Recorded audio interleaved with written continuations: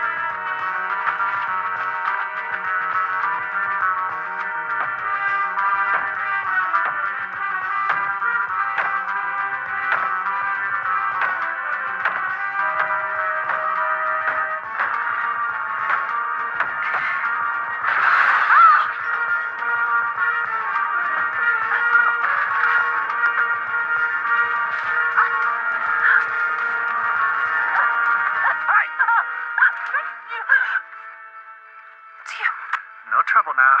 You understand that, huh? No trouble.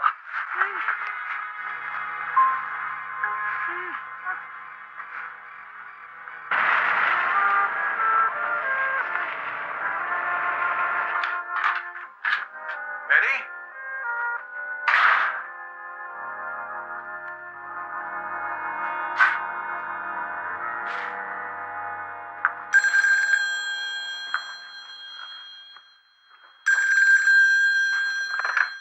Barnaby Jones, can I help you? I think you can now, Mr. Jones. This is Corey Doyle. Son, I told you there's nothing I can do for you. I think there is.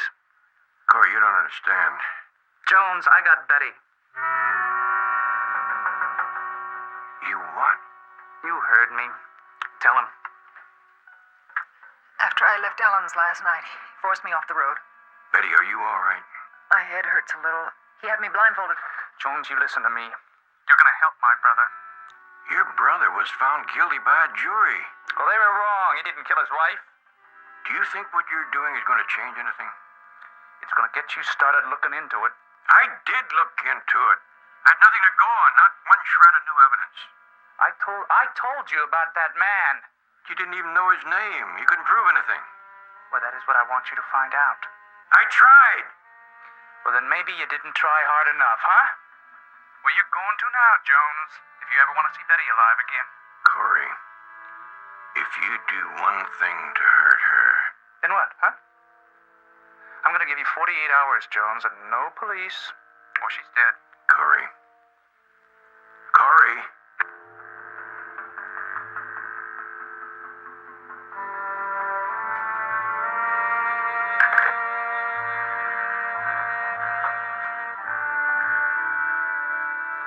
You love me?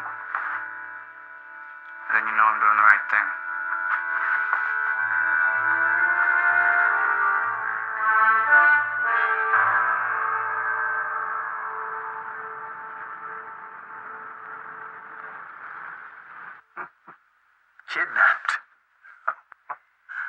try to force me to help you? Oh, what do you know? The kid's got guts. You know where those guts are going to get him. He's trying to help me. What's wrong with that? Why don't you try to help him? Tell me where he's hiding before it's too late. You're the private detective. Find him yourself. I looked. Not a trace. Then how am I supposed to know where he is? You must have some idea. Come on, Doyle. Think. I am thinking. I'm thinking the kid's the only chance I've got, and I'm not going to throw it away. Look, Jones, I'm sorry about your daughter-in-law, but what about me? I didn't kill Wanda Jean. You've got to believe that.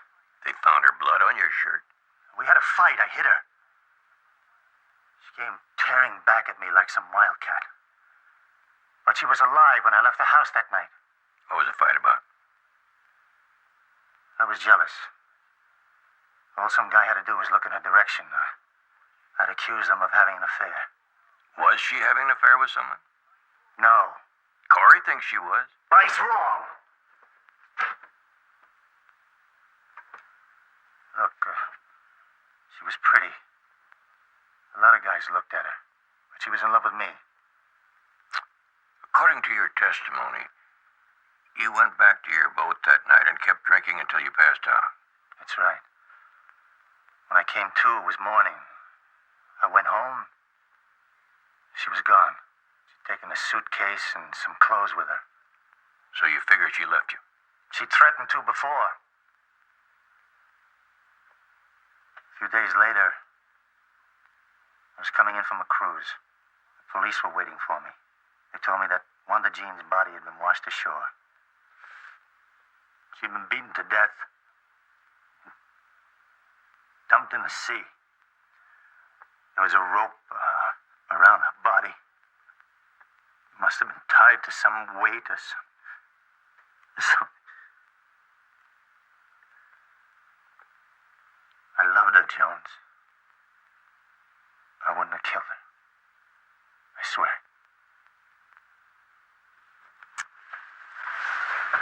Maybe so.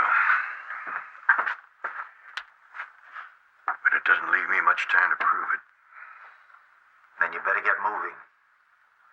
Corey's a good kid, but when he makes up his mind to do something, he'll do it, Jones. He'll do what he says.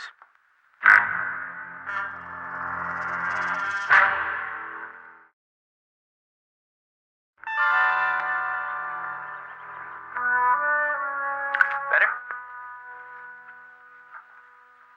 Corey, this is crazy. Do you have any idea what you're doing?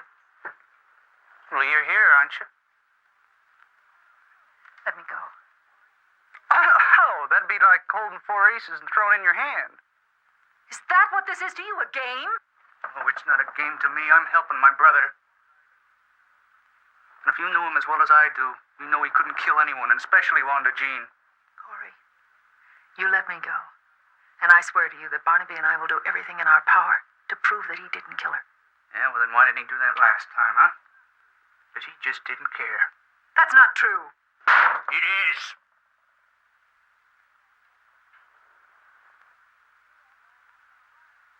Corey, I understand how you feel about your brother, but Look, you don't know nothing about it. Look, when our folks were killed in that accident, they wanted to stick me in an orphanage and Joe wouldn't let him. He said, no way. He's my responsibility. I take care of him. And he did. He was still almost a kid himself. He took care of me better than my own dad, whatever. Well, now he needs me. I'm all he's got left. And I am not going to let him down.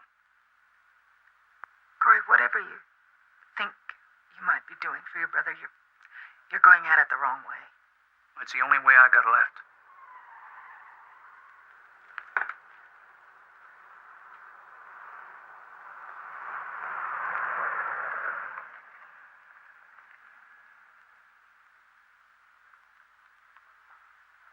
You better hope Jones is playing by the rules.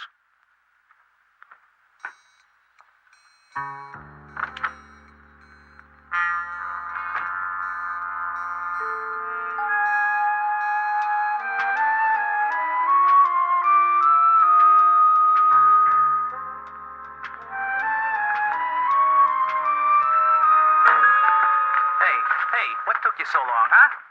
I drove around for a while. You what? Corey, I had to think. Think about what? I'm afraid. You're gonna run out on me, weren't you? Weren't you? Yes, I thought about it. But I came back. I knew it. I knew it. And all this talk about digging me, you wanting to be with me. It's the truth. Yeah, but the first time things get a little rough, you start thinking about splitting. I didn't know it was going to be like this. Well, what did you think I was planning, huh? A picnic? I told you what I was gonna do. You even volunteered. We used your uncle's place while he was away. I know. Well, you better know this, too. Bringing her here makes you my partner. We are in this together, Shannon, and there is no backing out. You understand? Yes. That's my girl.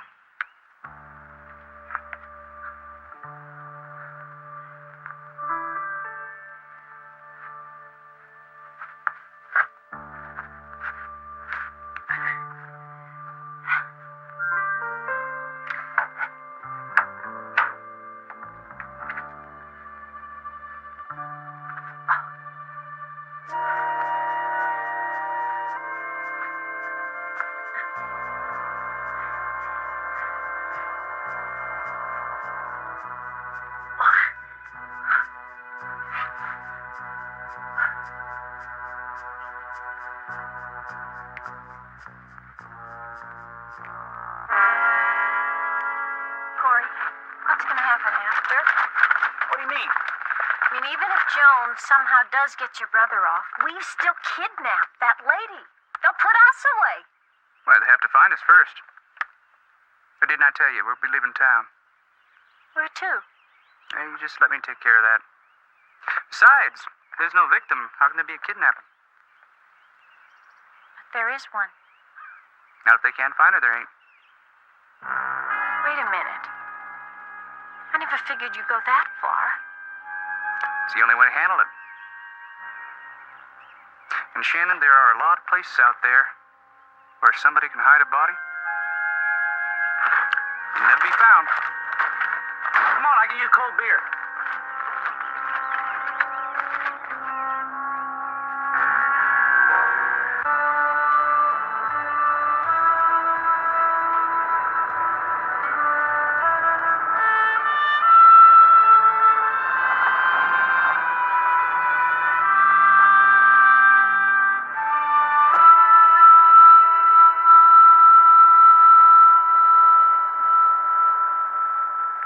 I'm glad you got out of here so fast. Well, you made it sound pretty important on the phone. What do you think? Well, I don't think it's going to increase the resale value. Barnaby, this is Betty's car. Yeah, I know it's Betty's car. I can tell by the dent. Alaska's Gourmet Market. Betty figures that can of imported smoked oysters cost her about $150. What's the story here, Barnum? Well, if you ask me, I would say a simple case of abandonment.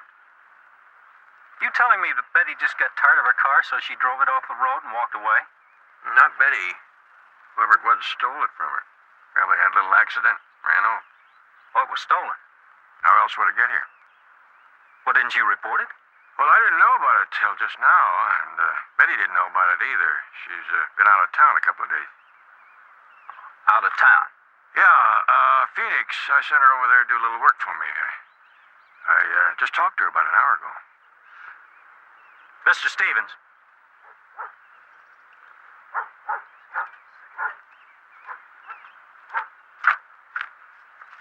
I believe you two know each other. Mr. Jones.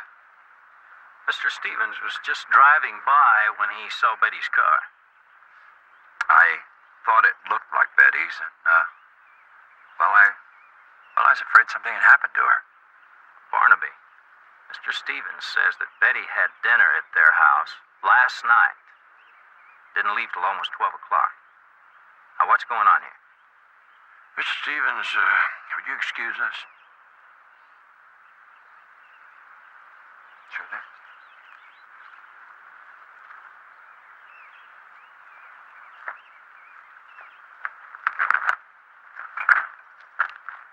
Betty's been kidnapped. What? Corey Doyle. He says he'll kill her unless I get his brother off. So that's why you went to see Joe Doyle this morning. Yeah, I heard about it. That's why. Any idea where he's holding her? Not a clue. All right, then you've got to let me help you. I can't do that. If Corey finds out that the police are in on it, Betty hasn't got a chance. He won't find out. I'll only put my key men on it. They've handled cases like this before. They know what they're doing. You got to trust me, Barnaby. Okay. I'll get right on it. Thanks. Oh, John, I want to go through Joe Doyle's place. I need permission. You got it. One other thing. Is there any chance that Wanda Jean had a mystery lover? Well, we heard talk, but nothing you could put a name or a face to. Thanks.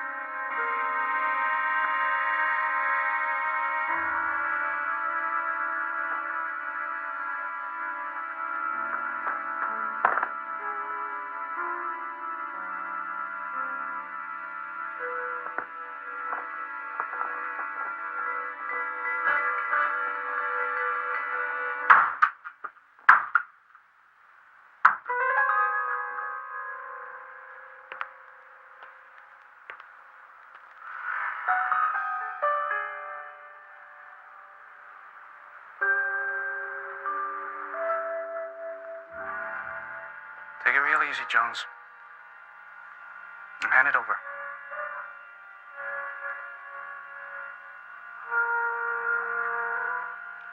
All right, Corey, you've made your point. Now, why don't you let Betty go, and I'll do everything I can to help your brother. We already got our deal, Jones. And you better be a pretty good shot, because if I get my hands on you, you won't leave this room. Oh, then she's dead. I got somebody watching her. If I don't get back, she's dead. Now, why don't you just listen to me, Jones? I might be able to help you. How? Well, I remembered Wanda Jean got this present once. I know it didn't come from my brother, so it must have come from someone else. What kind of present? Well, all I know is it came in a small box, so maybe it's a piece of jewelry. But I figured that whoever sent it, he might have given her other things. And maybe there's some letters or pictures, and that's what I was looking for when you showed up. Find anything? Yeah, just these. Forever, DJ. All my love, DJ. I figured they must have come with the presents. Where'd you find them? The dresser over there, underneath the lining of the drawer. A DJ. Could be Joe Doyle backwards. Might have been a little joke they had. That handwriting is not my brother's. And why would she hide him? Do you have any idea who DJ is? No. But this proves that I was right about another man, now doesn't it? Might. All right. Then you better get on it, Jones. Because time is running out.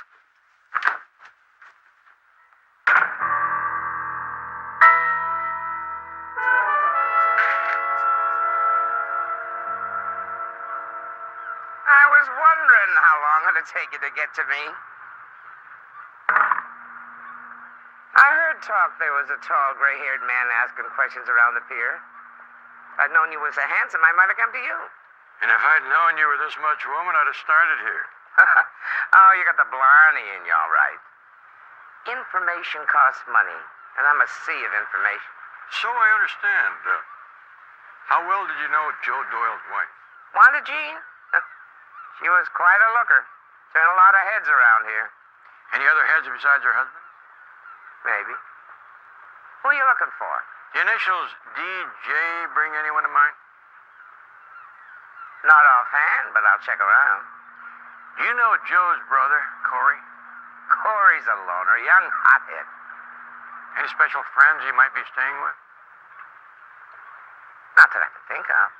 Girlfriend? You know, I did see him with this girl a few times. Pretty thing if you like him scrawny. I don't know her name, though.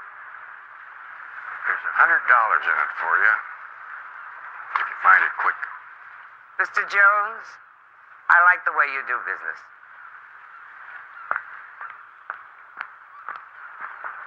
If I hear about Corey, where can I reach you? Number's on the card.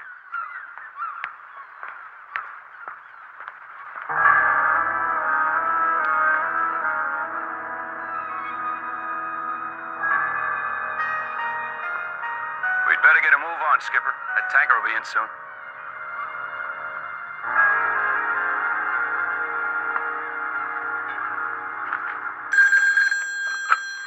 Yeah. Yeah, I'll put him on.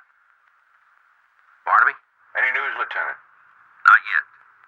But I've put out a general APB on Corey with orders that if he's spotted, he's to be kept under surveillance, not interfered with. And we're checking out some of the places he used to work before he teamed up with his brother. Even talking to some of his old high school classmates. Now, something will turn up. I certainly hope it turns up in time. Listen, Barnaby, I'm sure he's just bluffing. I'd like to think so, Lieutenant, but I've been doing some checking on Corey myself. And from what I've learned, I think he means what he says. I'll be in touch.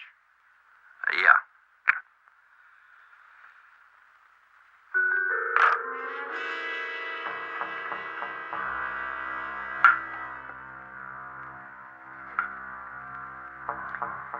Your salad's almost ready. I like lots of dressing. I know what you mean. Corey's the same way. Gets him so mad when he goes into a restaurant and he orders a salad and they bring it to him with not enough dressing. Once he got so mad that he just knocked it right off the table, all over the floor. What a mess. If he has such a temper, why in the world do you stay with him? He's kind of exciting. My mom never liked him much, but hell, my mom never liked any of my boyfriends much. She kicked him out every chance she got. Then she ran off with a merchant seaman and left me. Can you beat that? Almost a year, and she didn't even send me a postcard.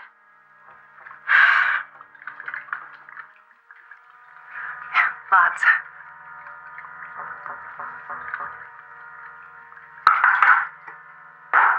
There we go.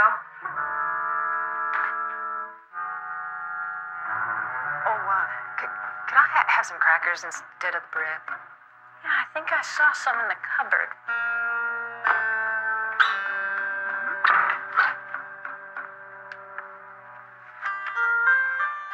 What's wrong about the crackers? Oh, that's all right.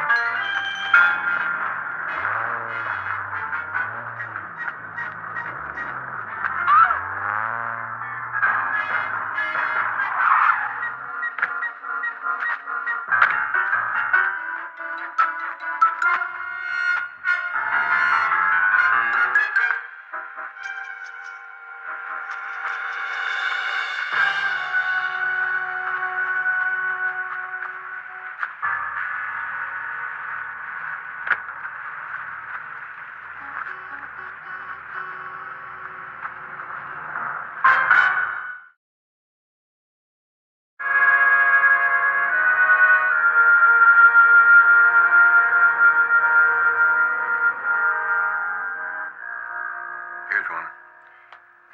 Dahl Jurgensen. Jurgensen.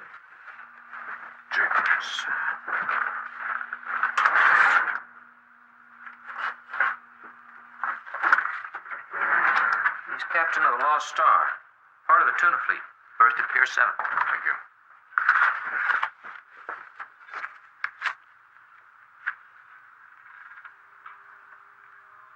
No, It doesn't match? not even close. I don't think Captain Jurgensen's age matches either. He's 68. Well, that's it.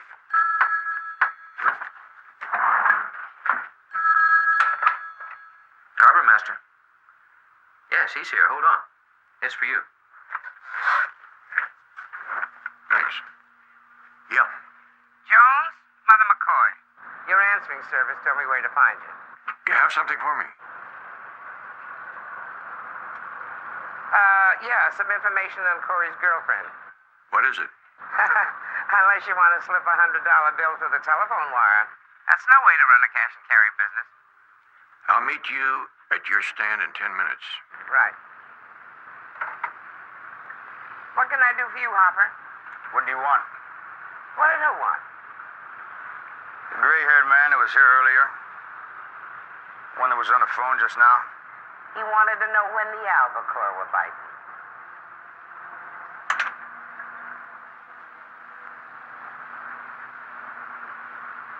What did he want? He's a private detective. He just wanted some information on Corey Doyle. What kind of information? Who his friends were, if he had a girl. Why? He didn't tell me, honest. Come on, McCoy. You were talking to him for an awfully long time. Yeah. He wanted to know if I knew what the initials DJ stood for. What did you tell him? I said I couldn't think of anything.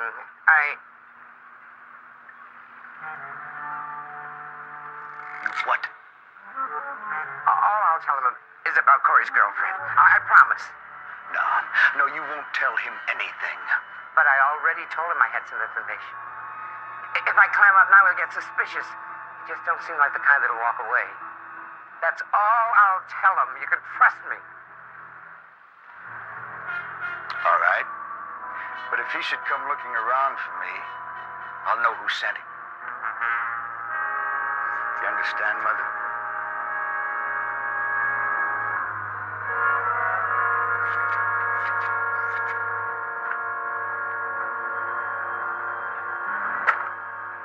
Shannon? That's her name, Mr. Jones. First name or last name? Only one I could get. Where does she live? I don't know. Where can I get in touch with her? Your guess is as good as mine. Then why am I giving you $100 for it? Well, she was working at the 100-footer, but from what I understand, she's not there anymore. 100-footer? That's a private club down in the marina. You have to own a yacht 100 foot or more to become a member. That's private. Well, that's all I know, Mr. Jones. So, if you'll excuse me, I've got work to do. What about the initials, DJ? Nothing yet, but I'll let you know as soon as I find out.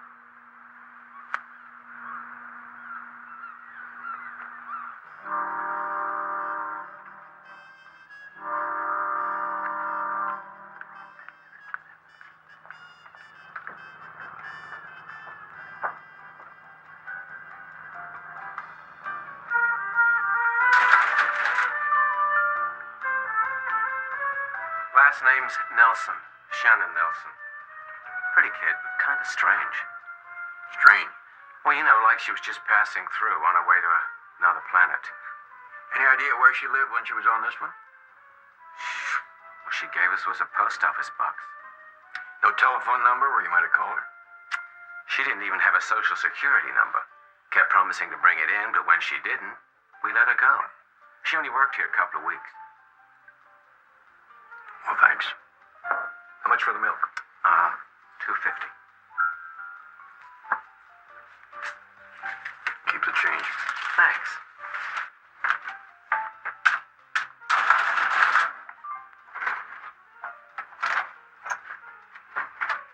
Oh, this picture picture of the tugboat. What about it? Seems a little out of place, like a plow horse at the Kentucky Derby.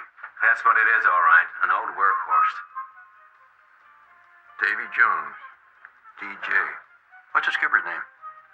George Hopper. Had that picture taken just the other day. Brought it in himself as a joke. You remember? Honorary. Best tugboat skipper in the business. He usually come in by himself?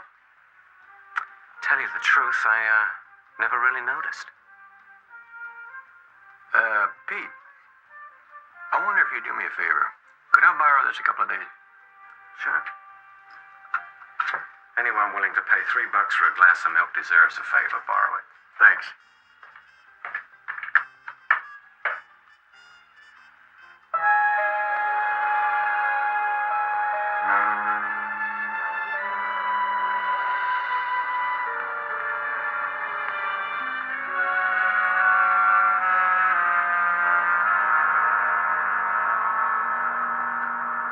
DJ, Davy Jones. Yes, right. What about it? Well, my name is Barnaby Jones. I'm a private investigator. May I come aboard? I'm just getting ready to shove off. Well, this won't take long. What was it you wanted? How well did you know Wanda Jean Doyle? Who says I knew her at all? These cards.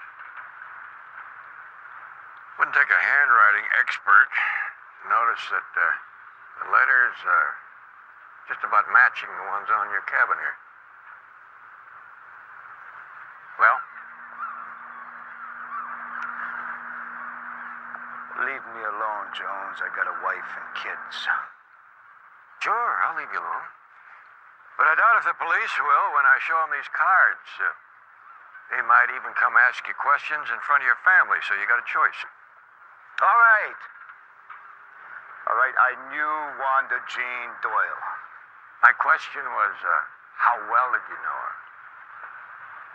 We were in love. We had been for years. We were even married once. You were married to her? Yeah. Yeah, a long time ago. She was 16 and I was 20 and we ran off to Tijuana. Parents found out about it and had the marriage annulled. Then what happened? Well, we went our separate ways. I finally got married again, and so did she. Everything was fine. Till I bumped into her about a year ago and asked her to have a drink. Said okay. And it all started over again between us. I mean, we couldn't keep away from each other. Did her husband know about you? No. No, I don't think so. Did you ever talk about getting married again? She talked about it. What about you? Look, Jones, I got 2 great kids, a nice wife, and they need me. All right, maybe I don't love my wife like I loved Wanda Jean, but I would do anything to keep from hurting her. Like, kill somebody who threatened to tell her what was going on? Come on. Come on, Jones, you're not saying I killed Wanda Jean. Stranger things have happened.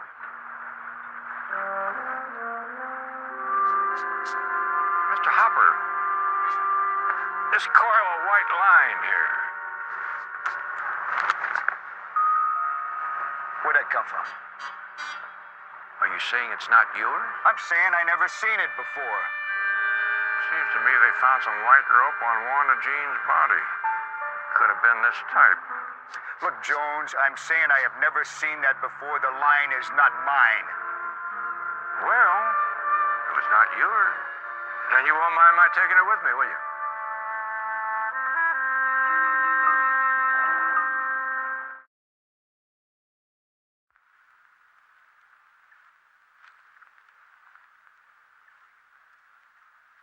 Looks pretty convincing, doesn't it?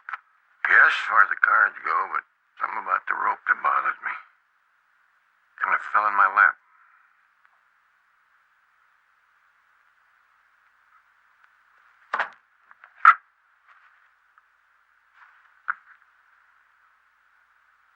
Well, what do you know? Not there. Here's coils of line. Yeah, what about him? That's where I found this. So? Well, that picture was only made 3 days ago. It's not there. And Hopper said it didn't belong on the boat. Any idea how it got there? Yeah. Yeah, I do.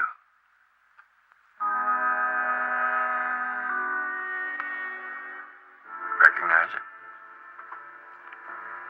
Is that the rope they found on Wanda Jean's body? And that must be the piece it was cut from. What else? What do you mean, what else? The ends, Doyle. The whipped ends. These are what I believe is known as whippings. You tie the end of a rope that way to keep the strands from unraveling. But whoever did this one didn't do a very good job. Now, who do you know that does work like that? Nobody. That's funny because on the way down here, I went by your boat and I went aboard and I found several examples just like this. Who worked on your boat beside you? My brother. That's what I figured. Wait a minute. What are you saying? You think Corey killed Wanda Jean? He knew how much I loved her. You think she was my wife? You think my brother would kill my wife and let me take the blame for it? I don't think he meant for you to take the blame. No, you're wrong. He wouldn't kill anybody. He wouldn't. I mean, why? What reason would he have? I'm not sure. But I know we've got to find him before he kills somebody else.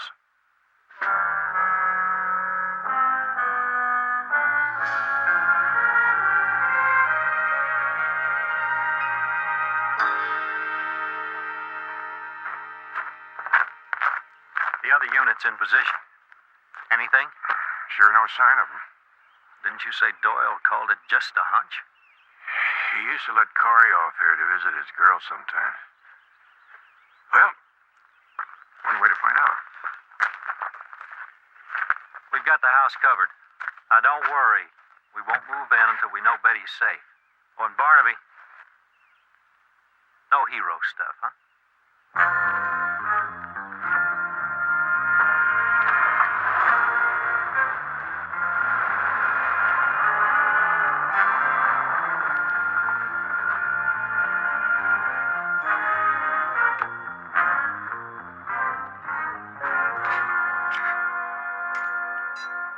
We'll give him another half hour, then we'll call. You better have something. Corey, maybe there's another way. Maybe we don't have to kill her. There's no other way, Shannon. You just let me handle it.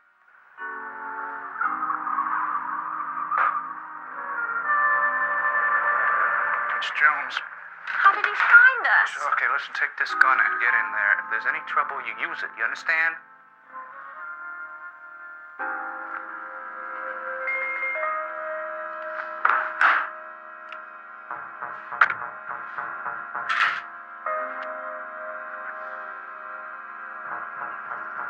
Corey! That's far enough, Jones. Corey, What are you doing here? we had a deal, don't you remember? I was to find Wanda Jean's killer, and you were going to let Betty go. Mm-hmm. Well? I found him. Oh, you tell the police? Not until after you let Betty go. No way, Jones. Now, first you give them the proof, then I let her go. How do I know she's safe? Shannon! All right, she's safe, Jones. But she won't be if you try anything. Are you alone? You don't see anybody with me, do you? All right. Now you get back into town and you tell the police what you found out. Aren't you even curious about who the real killer is? It was the guy who was sending Wanda Jean those presents, right? No, Corey. It was you. What are you talking about? You killed her, Corey.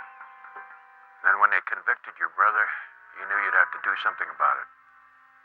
You loved him too much to let him take the blame, but you weren't man enough to take it yourself. You don't know what you're talking about, Jones. You had it set up pretty good. You almost had me sold. Those notes from Hopper, I figured you found them a long time ago. Just waited for the right time to show them to me. You're crazy, man. Your brother didn't think so. He told me where to find you. What'd you tell him?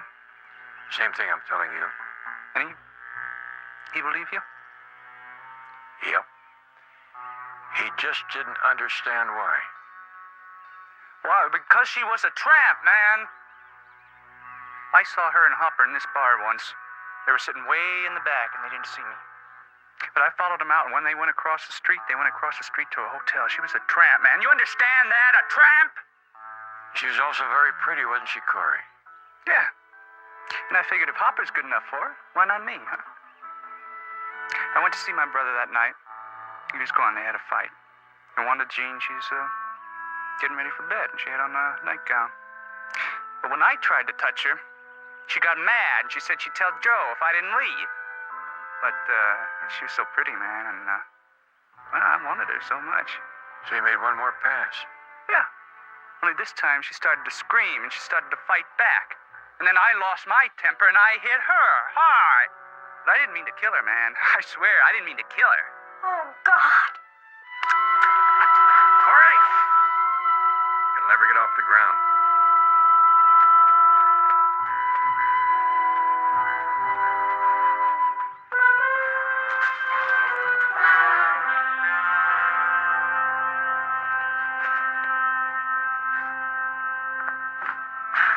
You all right? No. You're not all right? No. But I will be.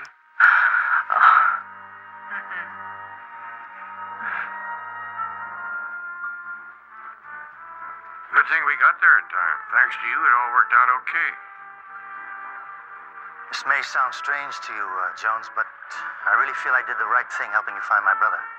I just couldn't stand by knowing that somebody else could be killed. You did the right thing. You sure you won't come along? The albacore are really biting. I'd love to. But we have a belated birthday party to celebrate. Have a good catch. I will, thank you. See you. Goodbye. You know, Barnaby, there's one thing I don't understand. I thought you said that you had to own at least a 100-foot yacht to come over near this place. Betty, look at it this way. In the course of my life, I must have owned 10 rowboats. Now, if you put all those boats together, end to end, see what I mean? Yes, I see what you mean.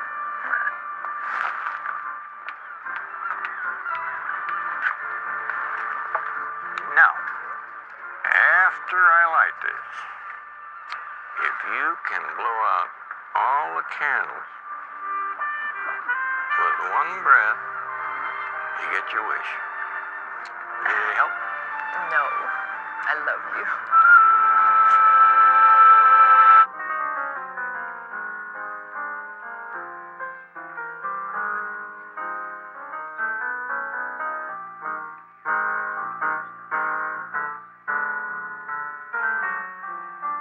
Hello, Al. What's happening? Tell me about the girl in the corner booth. Luella, she's in a lot. Works in one of the mail rooms upstairs. Pass. Check that out. There's a live one.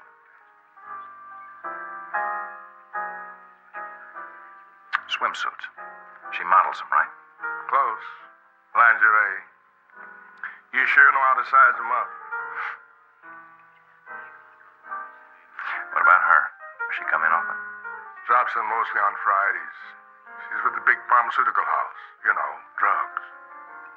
Alf, you're a veritable fount of information. Thanks. Clever hands, too. Thank you.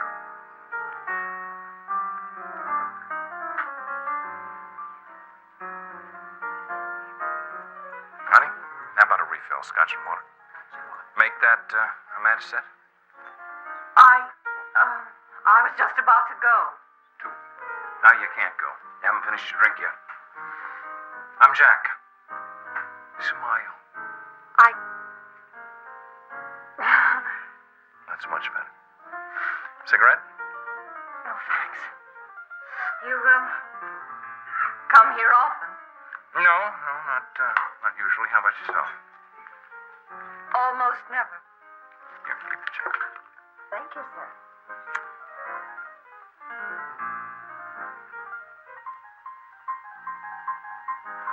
I just remembered something. I have an important business phone call to make. It's only going to take me a few minutes. Now, you wait, okay? Otherwise, they're going to rip off my scotch. I shall guard it bravely. I'll be right back.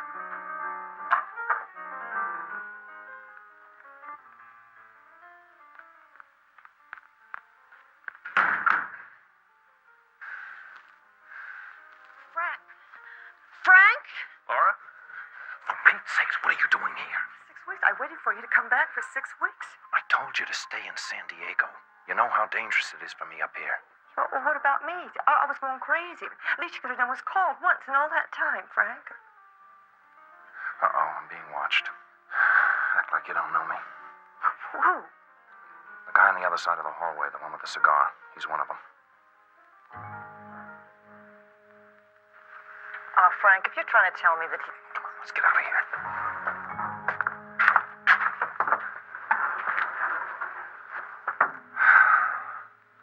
Gonna have all the exits covered. We're gonna have to figure another way to get out of here. Frank, please, no more lies. What lies? Come on, Laura. You said you loved me. You said you wanted to marry me. And I do want to marry you. More than anything else in this world. You're lying again. All those stories about having to pay off some gambler. My God, I helped you rob my own company because you said they'd kill you if you didn't pay them off. That's right. And I still owe them $50,000. The diamonds that we took were... Stop it. There were no gambling debts. You pulled the robbery, you and your friends, for yourselves. Is that what you really think? What do you want me to think? Well, you just left me. You never called.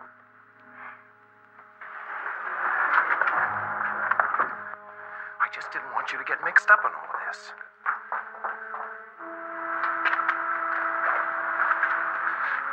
I couldn't let them know where you were. Don't you see that? Well, what do you think I would have done if they had grabbed you? Is that true, Frank? All right, yes. Look, I'm not perfect. I got faults, but I have always been honest with you.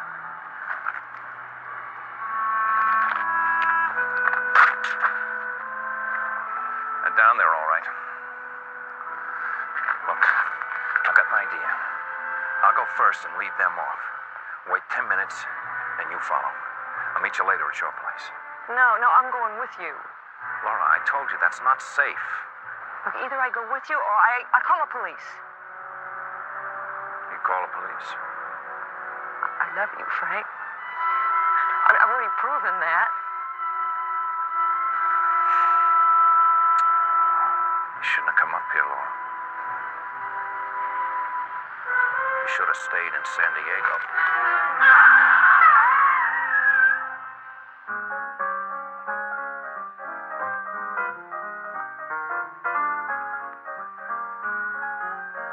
Sorry it took so long.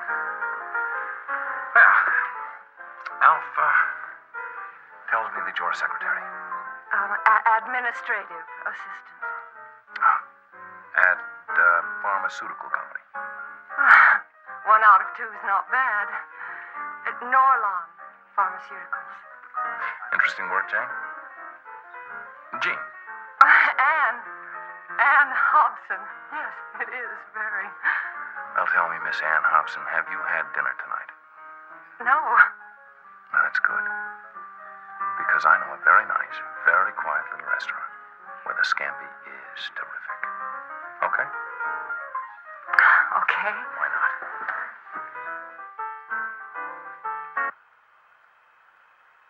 Your sister was a very handsome woman, Miss Anders. She was also a very strong woman, Mr. Jones. Please, sit down. Thank you. You know, sometimes we have difficulty in accepting things from people, especially people that we love. No. I will not accept suicide, Mr. Jones. If I did, I'd also have to accept the blame for driving Laura to it. You and your sister didn't get along? Oh, of course we did. Until she quit her job and ran off to San Diego to marry that man. The there was never a harsh word between us. You didn't approve of the man. There was nothing to approve or disapprove about Frank. I never even met him. It was just the way she suddenly up and ran off with a perfect stranger, a man who picked her up in a bar. I did not approve of that. The newspapers never mentioned a husband. It's because they were never married. All I could get Laura to say when she came home was that he left her there, in San Diego. Did she say why? Well, she was only home for 2 days before she died. She wouldn't talk about it at all.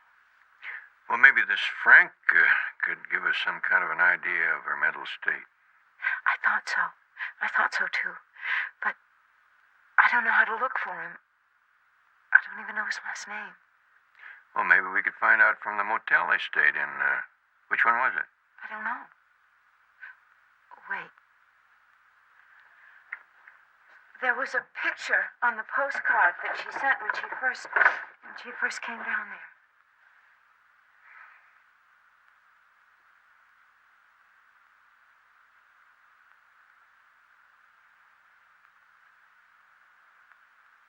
Looks as though someone's cut off the name of the motel on purpose. Yes, she didn't want me to contact her. You know, when someone leaves a job, leaves home, runs away with a man, and then loses him, that could bring on the pressures that could lead to suicide. When Laura came home, I wasn't very nice to her. She could have handled those other problems, but I didn't help. I told her what a fool I thought she was. And then the next thing she was dead. Don't you see, Mr. Jones? I have to know. I'll look into it for you, Miss Sanders, but all I can promise is the truth.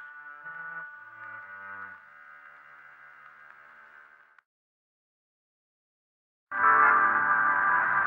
was like my right hand. Irving practically ran the place. Sounds like Laura was happy with her work. Oh, just as happy as we were with her. Oh, Max. Sort the big ones first. The Melees, leave for later. I'm sorry. 6 weeks and we're still in a mess after the robbery. The robbery? I thought everybody knew about that. Men broke in the middle of the night. Looks like they overlooked a few. No, they only took the very best. 6 weeks ago, that's about the time that Laura went to San Diego. She had a chance to get married, and we were all very glad for her. Oh, look, Mr. Jones. If you think there's any connection between Laura and the robbery, that's impossible. There never was anyone more trustworthy. What about the man she was supposed to marry? Oh, I saw him a couple of times when he came to pick up Laura. Frank Miller, a salesman or something.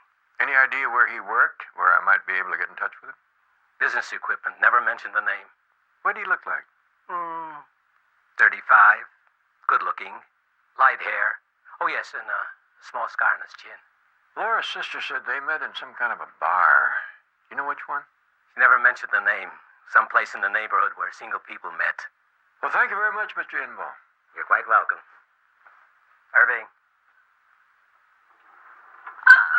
It's just amazing how much strangers, well, almost strangers, can tell each other about themselves. Well, how else am I going to get to know you?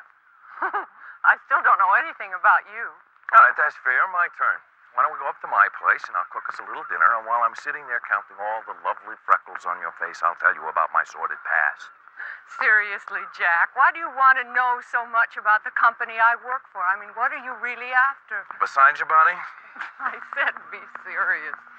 All right, I shall be serious. I'm looking for a new job.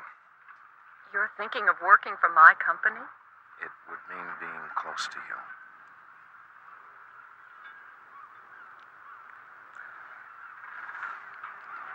I left my sweater on the boat. I'll get it. No, it's okay. I know just where it is. Hey, wait a minute. Connie will be right back. Okay. Frank! Frank,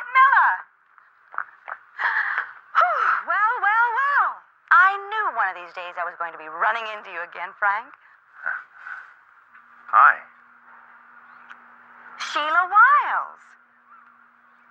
You don't remember, do you? Oh, yeah, sure. I remember. It's just it went through me a little bit seeing you up here. Yeah, I'll bet. Jack? Jack?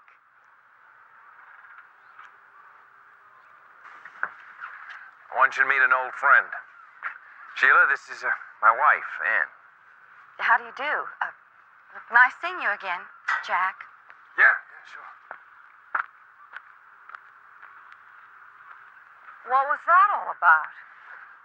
Not an old friend. A pest. I'm sorry. I didn't know how else to get out of it without saying that we were married.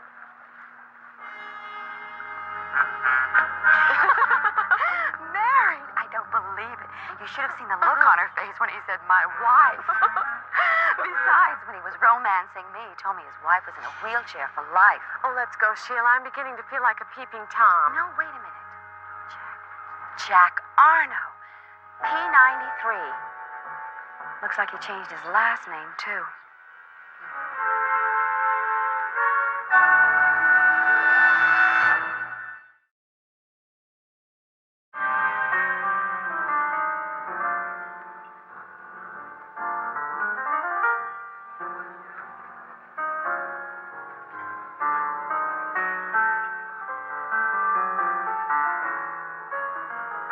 A glass of milk, please.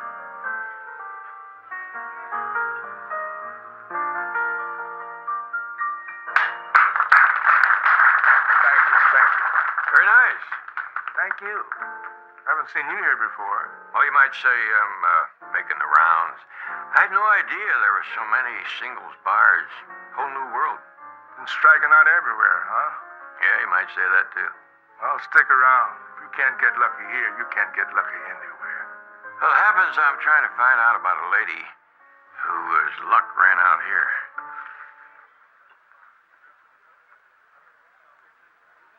Oh, yeah, the jumper. Nice chick. Had her whole life ahead of her. Who can figure it, huh? Oh, thank you. Did you happen to know the man she was supposed to marry? Frank Miller? Miller? Yeah, it's a nice-looking fella. Kind of tall, about 35, light brown hair, little scar on his chin. Oh, yeah, sure, Frank. He comes in every now and then. So he was doing a number with her, too, huh? I remember the night he asked me about her. Frank's a different breed than usually comes to places like this. What do you mean? Well, he's not interested in looks. Brains. The kind of girls who have good jobs, like the jumper did. Why do you say that? Well, I guess he likes to kill two birds with one stone. Frank's a salesman of some kind, and I figure he only goes for the girls with the good jobs. Any idea where I might be able to find him? No, I haven't seen him since the chick jumped. Oh, he was in there that night. Yeah? With her? Oh, no, he was here alone. But he didn't leave that way, though. Hey, you writing a book about Frank Miller or something? No. Why? Do you know him? It was on his list once. Hold the phone. Gee, thanks. Right on. What's the matter, Silver Fox? Frank run off with your wife? No, it's nothing like that, but I think he could help me with a case I'm on. Case? I'm a private detective, Barnaby Jones. You can call me Sheila, but only if you promise to take me as your prisoner. Have any idea where I might find Frank? Oh, I didn't say that I know exactly where, but, I might be running into him. You never know. Well, would you ask him to call me when you run into him? Thank you.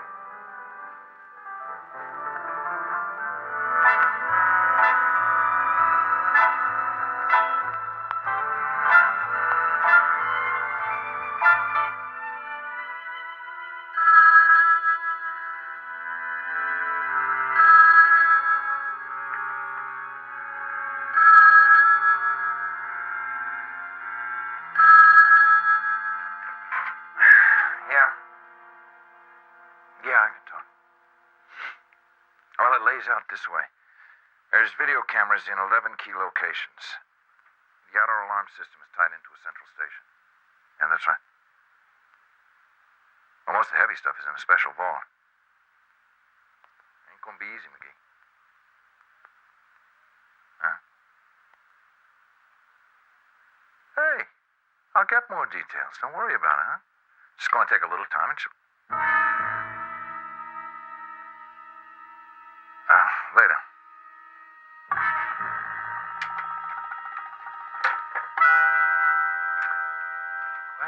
Well. This is a pleasant surprise.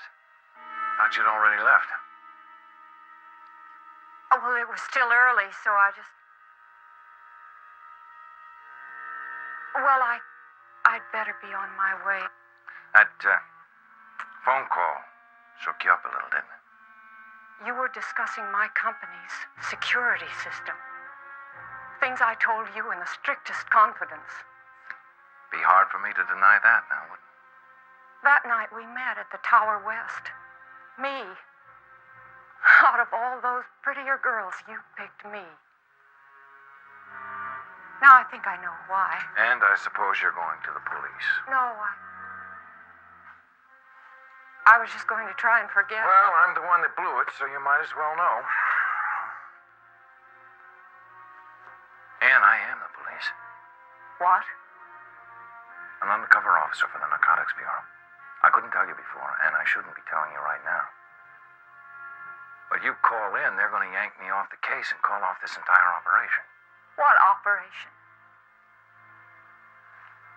We have reliable information that Norlon's going to be hit in the next few days. Robbed? But who? We don't know yet. But they are involved with somebody inside the company. And that's why I was put under.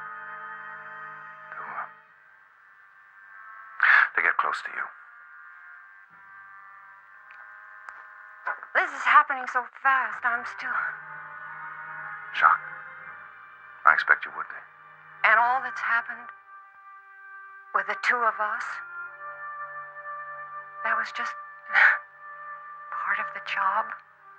That's the way it began. But it isn't ending up that way, is it? Isn't that also part of the job? You can say that after last night.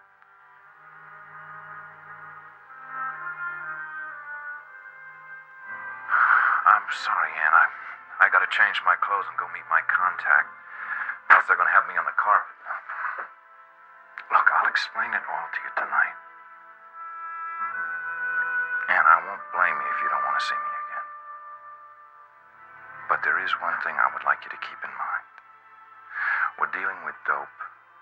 We're dealing with somebody inside your company. Now, if you tell anyone, you could blow my cover. That makes me a dead man. I won't tell anyone. Don't worry. In the Simca diamond robbery, Lieutenant, did you run across a young lady named Laura Enders who worked for the company? Nice girl. Yeah, I met her. We checked her out. No past record, not even a jaywalking ticket. It says here that the thieves knew exactly where to cut off the alarm. They were in and out in 6 minutes. What are you driving at, Barnaby? That girl worked there for 15 years. She didn't just suddenly become an inside plant. No, but shortly thereafter, she suddenly became a suicide. It looks suspicious to us, too. Homicide handled the suicide angle, and they said there was absolutely no evidence of foul play. I gotta get back. You come up with anything concrete, we're interested. Hey. Thanks for waiting lunch for me, fellas. I'm sorry, Betty. I'm late for a meeting. That's all right. Don't worry about it. You left San Diego at 11 o'clock. What kept you? Truck overturned on the freeway. Traffic backed up to there. Well, since you're here, how about eating this tuna fish salad I ordered for you? You never let me down, do you? And what do you have to barter for this fine feed? The motel where Frank Miller and Laura stayed in San Diego. The Edgecombe. Your idea paid off. I used the zip code on the back of the postcard and found a postman who recognized the picture. Did you come up with anything? I showed the picture of Laura to the manager, and he recognized them. They had registered under assumed names. Anything unusual? Well, the manager said that Laura seemed frightened most of the time, and that she kept pretty much to herself. Kept to herself. Where was Frank Miller? He left after the first few days and never came back. Barnaby, I think he abandoned her. And there's your motive for suicide.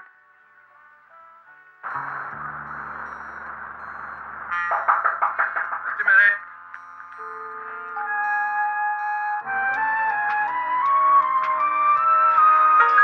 Surprise!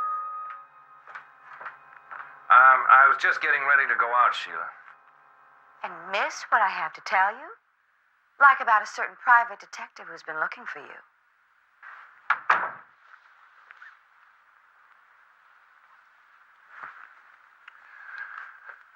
Okay, what private detective?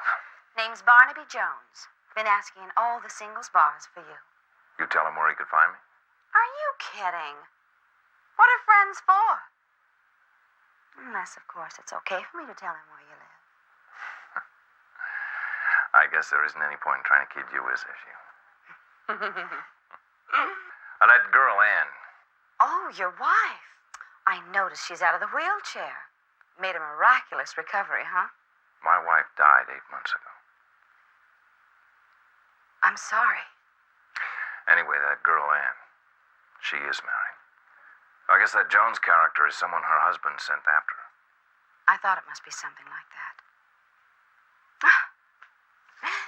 Why buy trouble when you can get it for free? Make me another drink, Frank. Sure.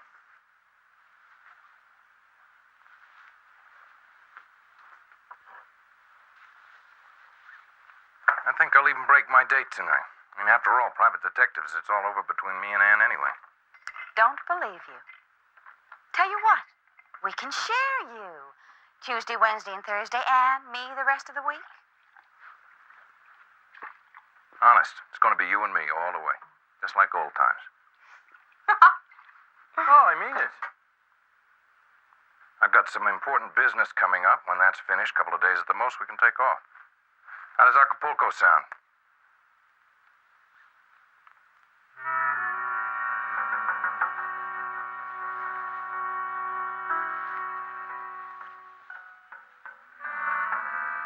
I said, how does Acapulco sound to you? Look at this. Armed guards, alarms. Yeah. That big robbery in that fur company where I used to work.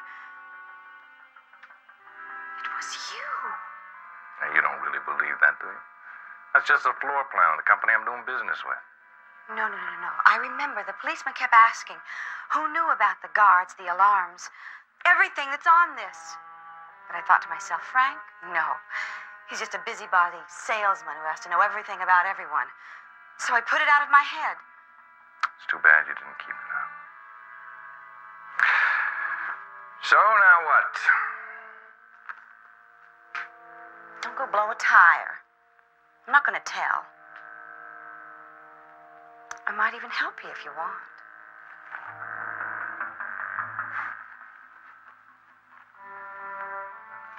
I do pretty well just by myself.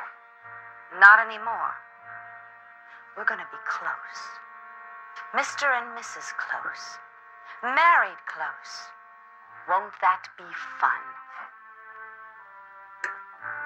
Barrel full of monkeys.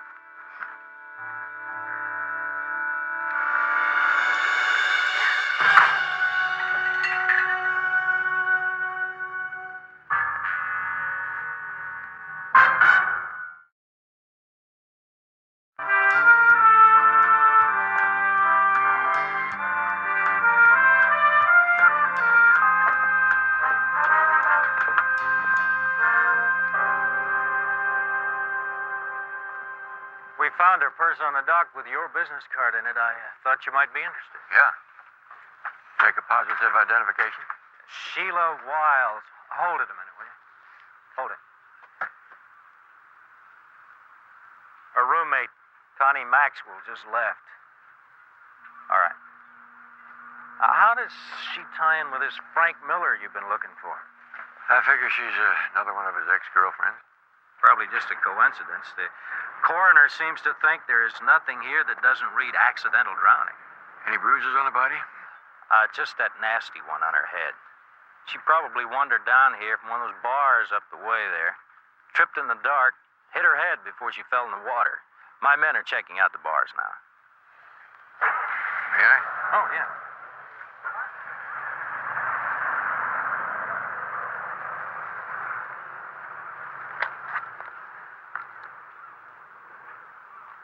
Like some kind of fiber.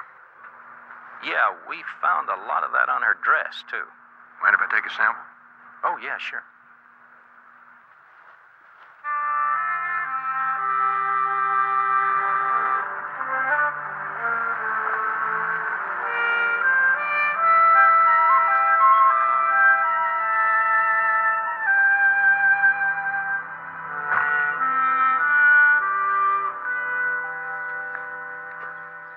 Connie Maxwell? My name's Barnaby Jones. Wonder if I could talk to you a minute, if you don't mind. Well, I don't feel like talking now. Are those for Sheila? How did you know that? Well, it's actually Sheila that I came here to talk to you about. I'm a private detective.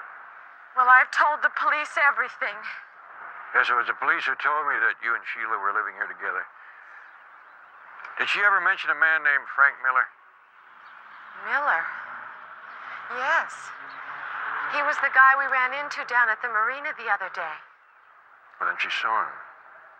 What day was that? Tuesday, I think. See, she called Frank, but he was going under another name. Jack, that was it. They used to go together, but it was pretty plain he was ducking her. Said he was married now. This Frank, Jack, did he change his last name also? We were outside his apartment building. It was the Marina Cordoba, and his name was on the directory. Arno. That's it. Jack Arno.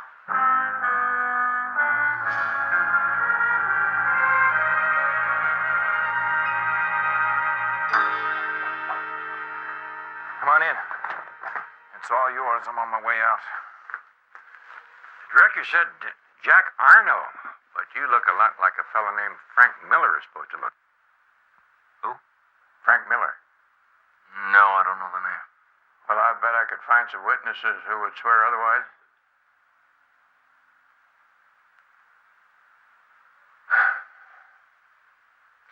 Tell me, the boys send you to find me? The boys? You're not from the book? No, I'm a private investigator, Barnaby Jones. Oh. For a minute there, I thought you were from a bookmaker I owe money. That's why I changed my name. I'm looking into the death of Laura Enders. Oh, Laura, yeah. That's a terrible shock, her taking a dive like that. I understand you two were about to be married. Do you mind telling me why you parted so suddenly? She had problems. Up here. She was making a great big deal out of a very, very small romance. The only thing that she had in her mind was marriage, and me, I'm not exactly the marrying kind.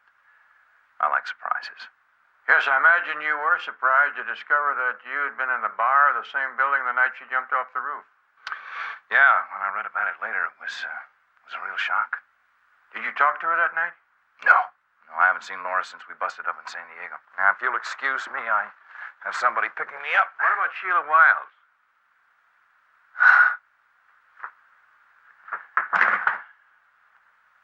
Did you just happen to stumble across my telephone book, Mr. Jones? You didn't know she's dead, too. Dead? They found her body not far from here. Oh.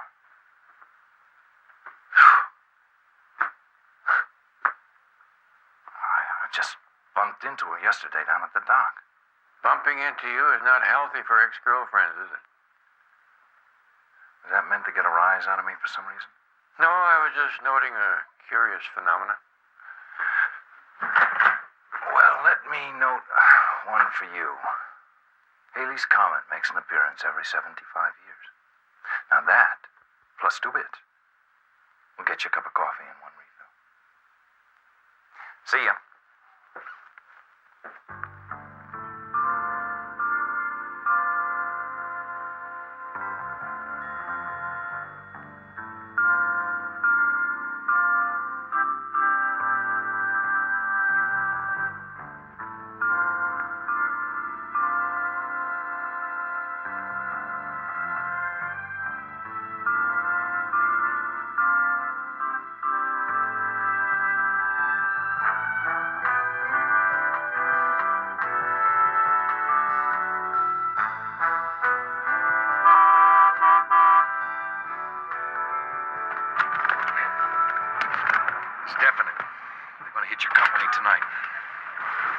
sure?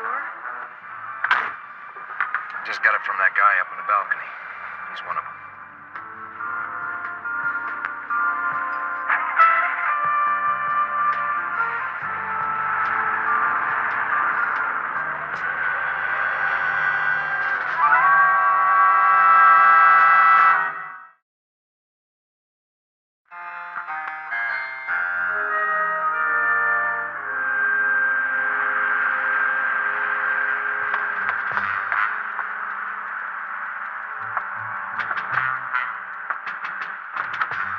Getting worried. The alarms will be turned on in a few minutes.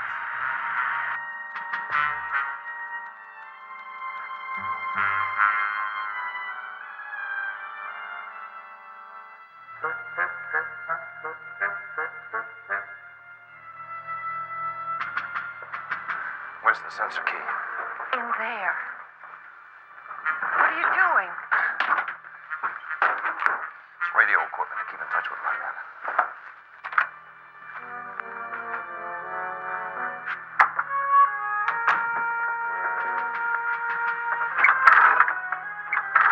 Didn't tell us that the TV camera was behind bulletproof glass. I'm sorry. I didn't know it was important. It'll be all right. This is the ultra sensor. The key's in the top right-hand drawer of the desk. Where does this door lead? My office and back to the hall. Okay, let's go.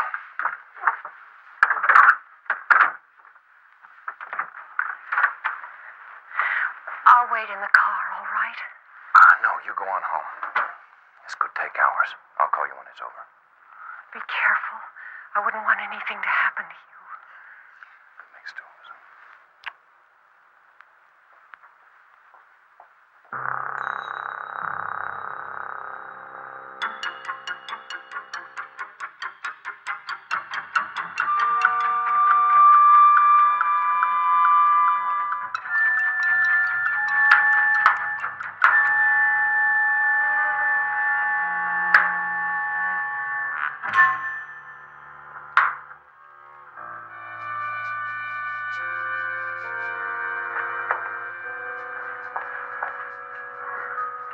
Oh, Miss Hobson, we were just getting ready to lock up.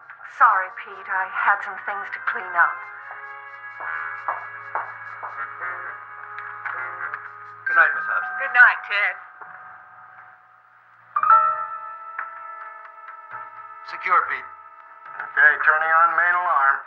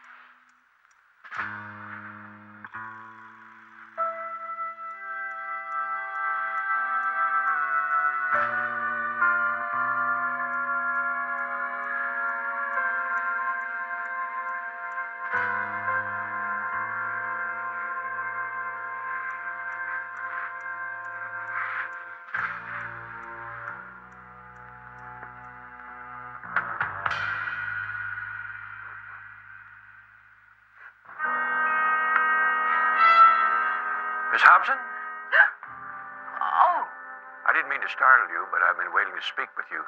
My name's Barnaby Jones. I'm a private investigator.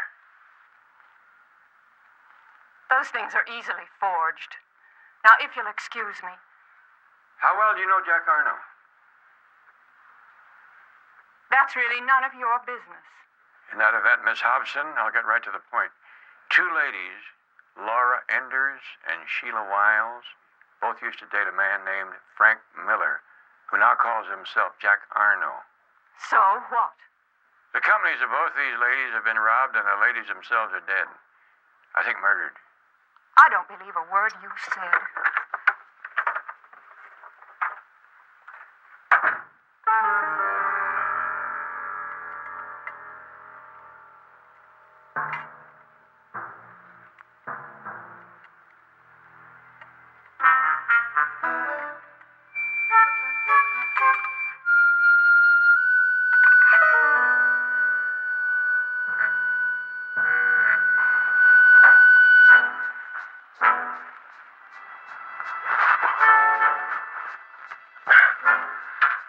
let's get to it.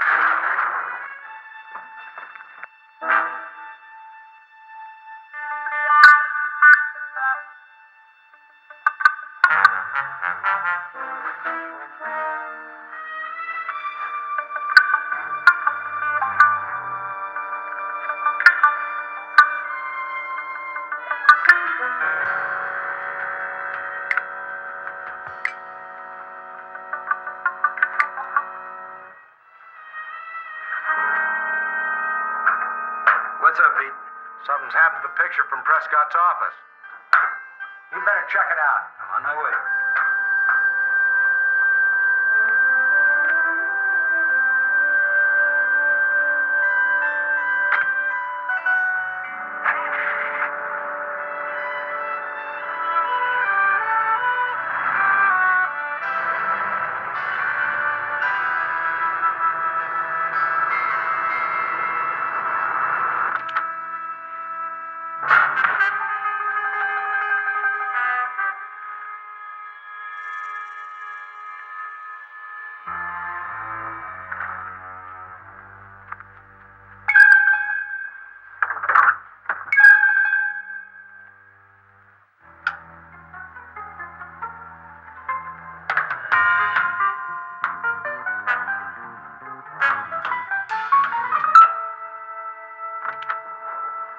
Touch the phone, you're a dead man. Up. Now, around. Over against the wall.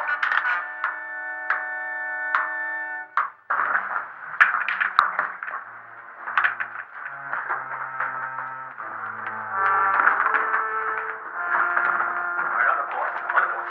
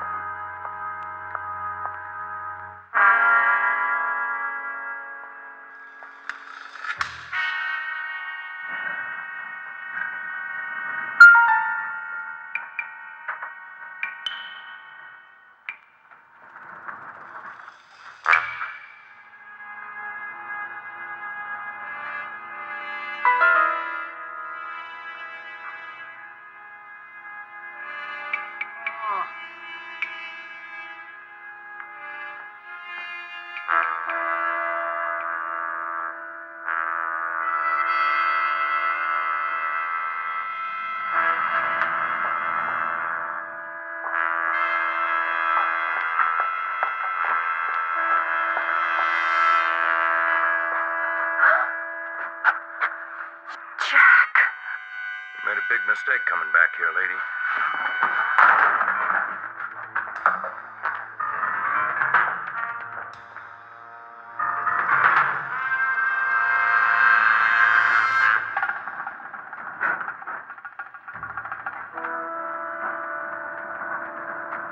Hold it!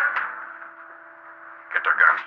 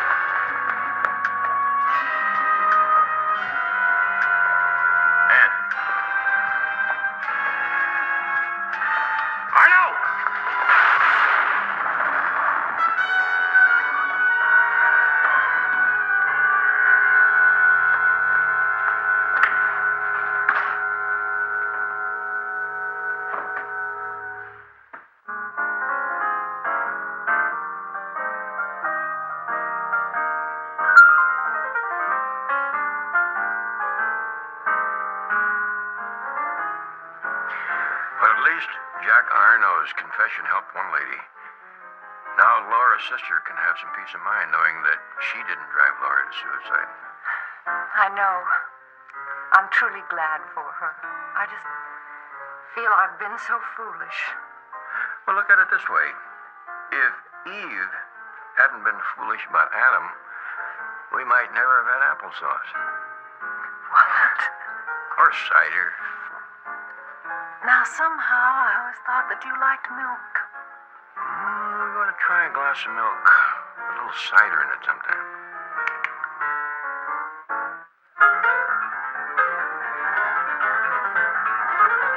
The neon sign of the crowded lounge buzzed with a low, rhythmic hum, casting a warm amber glow over the patrons who sought solace from the bustling city streets.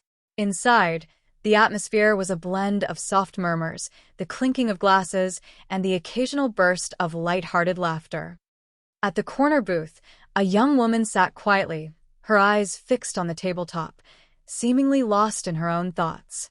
Behind the bar, Alf was busy polishing glasses with the practiced hand of a man who had seen everything and forgotten nothing. He looked up as a charismatic gentleman approached the counter. The gentleman, known to many as Jack, possessed an easy smile and an air of confidence that immediately drew people in. He leaned against the polished wood, gesturing subtly toward the quiet corner. Jack asked his friend behind the bar about the girl sitting alone in the corner booth.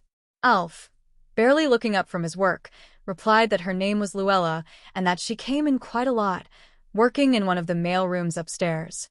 Jack nodded, processing the information, but his eyes quickly scanned the room for another prospect, murmuring a polite pass as he looked for someone else. Suddenly, a striking woman entered the lounge, her presence instantly shifting the energy near the entrance. Jack watched her intently, turning back to Alf to ask if she modeled swimsuits. Alf chucked softly, correcting him by whispering that she modeled lingerie instead, which brought an appreciative nod from Jack. Alf remarked that Jack certainly knew how to size them up. Curious, Jack asked if she came in often. Alf explained that she dropped in mostly on Fridays and was associated with a big pharmaceutical house upstairs, dealing with their extensive distribution. Jack smiled warmly, praising Alf as a veritable fount of information and thanking him for his clever insights. Alf accepted the compliment with a grin, thanking him in return.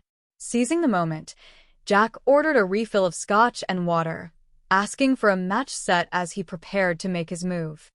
He approached the elegant woman, who was just gathering her things, and gently intercepted her, noting that she could not possibly leave yet since she had not even finished her drink. Introducing himself simply as Jack, he offered her a cigarette, which she politely declined. She admitted that she did not usually frequent this particular establishment, to which Jack smoothly responded that he almost never came here either. He handed a generous tip to the waiter, telling him to keep the check, and then turned back to her with an apologetic smile. He claimed that he had just remembered an important business phone call that he absolutely had to make. He assured her it would only take a few minutes and asked her to wait so that no one would take his drink, promising that he would be right back. She smiled and promised to guard it bravely. As Jack walked into the hallway toward the public phones, a voice suddenly startled him. A woman named Laura stepped out from the shadows, her eyes wide with a mix of desperation and relief. She called out his name, but she did not call him Jack. She called him Frank. She expressed her disbelief at finding him, explaining that she had waited 6 long weeks for him to return to San Diego. Frank frowned, his smooth demeanor faltering for a fraction of a second. He told her that he had explicitly instructed her to stay in San Diego, reminding her of how dangerous it was for him up here. Laura argued that she was going crazy with worry and that he could have at least called her once during all that time. Suddenly, Frank glanced nervously down the hallway. He muttered that he was being watched and urged Laura to act like she did not know him. She looked around in confusion, asking who it was. Frank pointed out a man on the other side of the hallway holding a cigar, claiming he was one of the dangerous people tracking him. Laura sighed, tired of the constant evasion, and questioned if he was spinning another story. Frank insisted they had to leave immediately, warning her that the exits would soon be covered, and they needed to find an alternative way out. Laura stopped him, begging for no more lies. Frank feigned hurt, asking what lies she meant, reminding her that she had said she loved him and wanted to marry him. Laura countered that she did want to marry him more than anything in the world, but she felt he was lying to her again. She brought up the stories he had told her about having to pay off a dangerous gambler, confessing the immense guilt she felt for helping him rob her own company just because he claimed they would kill him if he did not get the money. Frank maintained his innocence, claiming that he still owed those dangerous people $50,000 and that the diamonds they took were meant for that purpose. Laura told him to stop, stating that she now realized there were no gambling debts. She accused him and his friends of pulling the robbery entirely for themselves. Frank asked if that was truly what she thought of him, and Laura retorted by asking what else she was supposed to think after he had completely abandoned her without a single phone call. Frank softened his tone, stepping closer to her. He explained that he only left because he did not want her to get mixed up in the danger, claiming he could not let anyone know where she was for her own safety. He asked her to consider what he would have done if the criminals had captured her instead. Laura looked into his eyes, momentarily swayed, asking if that was truly the case. Frank assured her it was, admitting that while he was not perfect and had many faults, he had always been completely honest with her. He then proposed a plan to handle the man watching them. He suggested that he would go out first to lead the pursuers away, instructing her to wait 10 minutes before following him so they could meet safely later at her apartment. Laura refused to be separated again, insisting that she was going with him right then. Frank warned her it was not safe, but Laura gave him an ultimatum, stating that either she would go with him or she would call the police.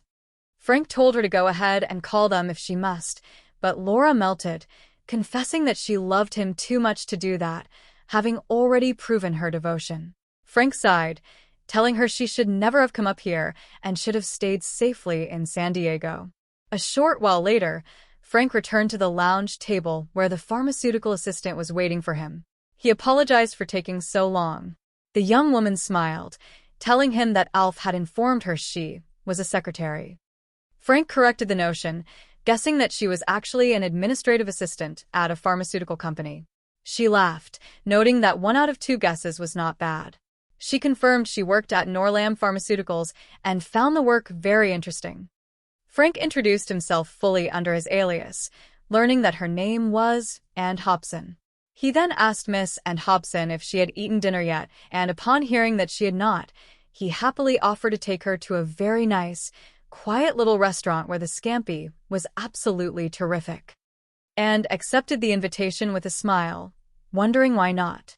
Meanwhile, across town in a quiet, neatly appointed apartment, an elderly private investigator named Barnaby Jones was sitting down with a grieving woman named Miss Andrews. Barnaby spoke with a gentle, empathetic tone, acknowledging that her sister had been a very handsome and remarkable woman. Miss Andrews agreed, adding that her sister Laura was also a very strong woman. She invited Barnaby to sit down, thanking him for coming. Barnaby observed that sometimes people have great difficulty accepting certain tragic events from the people they love. Miss Andrews firmly shook her head, stating that she would absolutely not accept the official ruling of suicide. She explained that if she accepted that her sister took her own life, she would also have to accept the crushing blame of driving Laura to such an extreme measure. Barnaby asked if they had experienced a difficult relationship. Miss Andrews denied it, explaining that until Laura suddenly quit her job and ran off to San Diego to marry a man she had just met, there had never been a single harsh word between them. When Barnaby asked if she disapproved of the fiancé, Miss Andrews clarified that she never even had the chance to approve or disapprove because she had never met him. Her disapproval stemmed purely from the reckless way Laura had suddenly abandoned her life with a perfect stranger who had simply picked her up in a neighborhood bar. Barnaby noted that the newspaper reports never mentioned a husband, and Miss Andrews confirmed that the couple was never actually married. She shared that when Laura finally returned home, the only thing she would reveal was that the man had left her stranded in San Diego. Barnaby asked if Laura had given a reason, but Miss Andrews replied that her sister was only home for 2 short days before her tragic death and refused to discuss the matter at all. Barnaby suggested that finding this man, Frank, might give them some critical insight into Laura's state of mind leading up to the tragedy. Miss Andrews agreed wholeheartedly, but confessed she had no idea how to find him, as she did not even know his last name. Barnaby suggested they might gather information from the motel where they stayed in San Diego. Miss Andrews recalled a postcard Laura had sent when she first arrived, but upon retrieving it, they discovered that someone had deliberately cut off the section showing the motel's name. It was clear Laura did not want anyone to contact her at the time. Barnaby gently pointed out that when someone leaves a stable job, abandons their home, runs away with a new partner, and is then suddenly abandoned, the resulting emotional pressure can unfortunately lead to severe despair.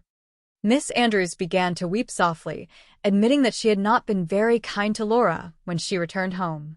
She lamented that while Laura might have been able to handle her external problems, she had offered no support, instead harshly telling her sister what a fool she had been. Shortly after that conversation, Laura was found dead. Miss Andrews looked at Barnaby with pleading eyes, stating she simply had to know the truth. Barnaby promised her that he would investigate the matter thoroughly, though the only guarantee he could make was that he would find the truth. The next morning, Barnaby visited the office where Laura had worked for 15 years. He spoke with the manager, Mr. Imble, who spoke very highly of Laura, describing her as his right hand and noting that she practically ran the entire operation. It was clear to Barnaby that Laura had been genuinely happy with her employment, and the company had been equally fond of her. As they spoke, an employee named Max walked past carrying several packages. Mr. Imble gently instructed Max to sort the large mail items first and leave the smaller ones for later. Turning back to Barnaby, Mr. Imble apologized for the clutter, explaining that even after 6 weeks, they were still dealing with the chaotic aftermath of a major robbery. Barnaby pricked up his ears at the mention of the crime. Mr. Imble expressed surprise that Barnaby had not heard about it, explaining that thieves had broken into the facility in the middle of the night. Barnaby asked if the thieves had overlooked much, but Mr. Imble revealed that the perpetrators were highly selective, taking only the absolute best and most valuable inventory. He noted that the robbery occurred roughly 6 weeks ago, which coincided exactly with the time Laura left for San Diego. The staff had all been happy for her when she announced she had a chance to get married. Mr. Imble firmly dismissed any suspicion that Laura could be connected to the crime, emphasizing that there was never an employee more trustworthy than her. When Barnaby inquired about the man she was supposed to marry, Mr. Imble recalled seeing him a couple of times when he arrived to pick Laura up from work. He remembered the man using the name Frank Miller, who claimed to be a salesman.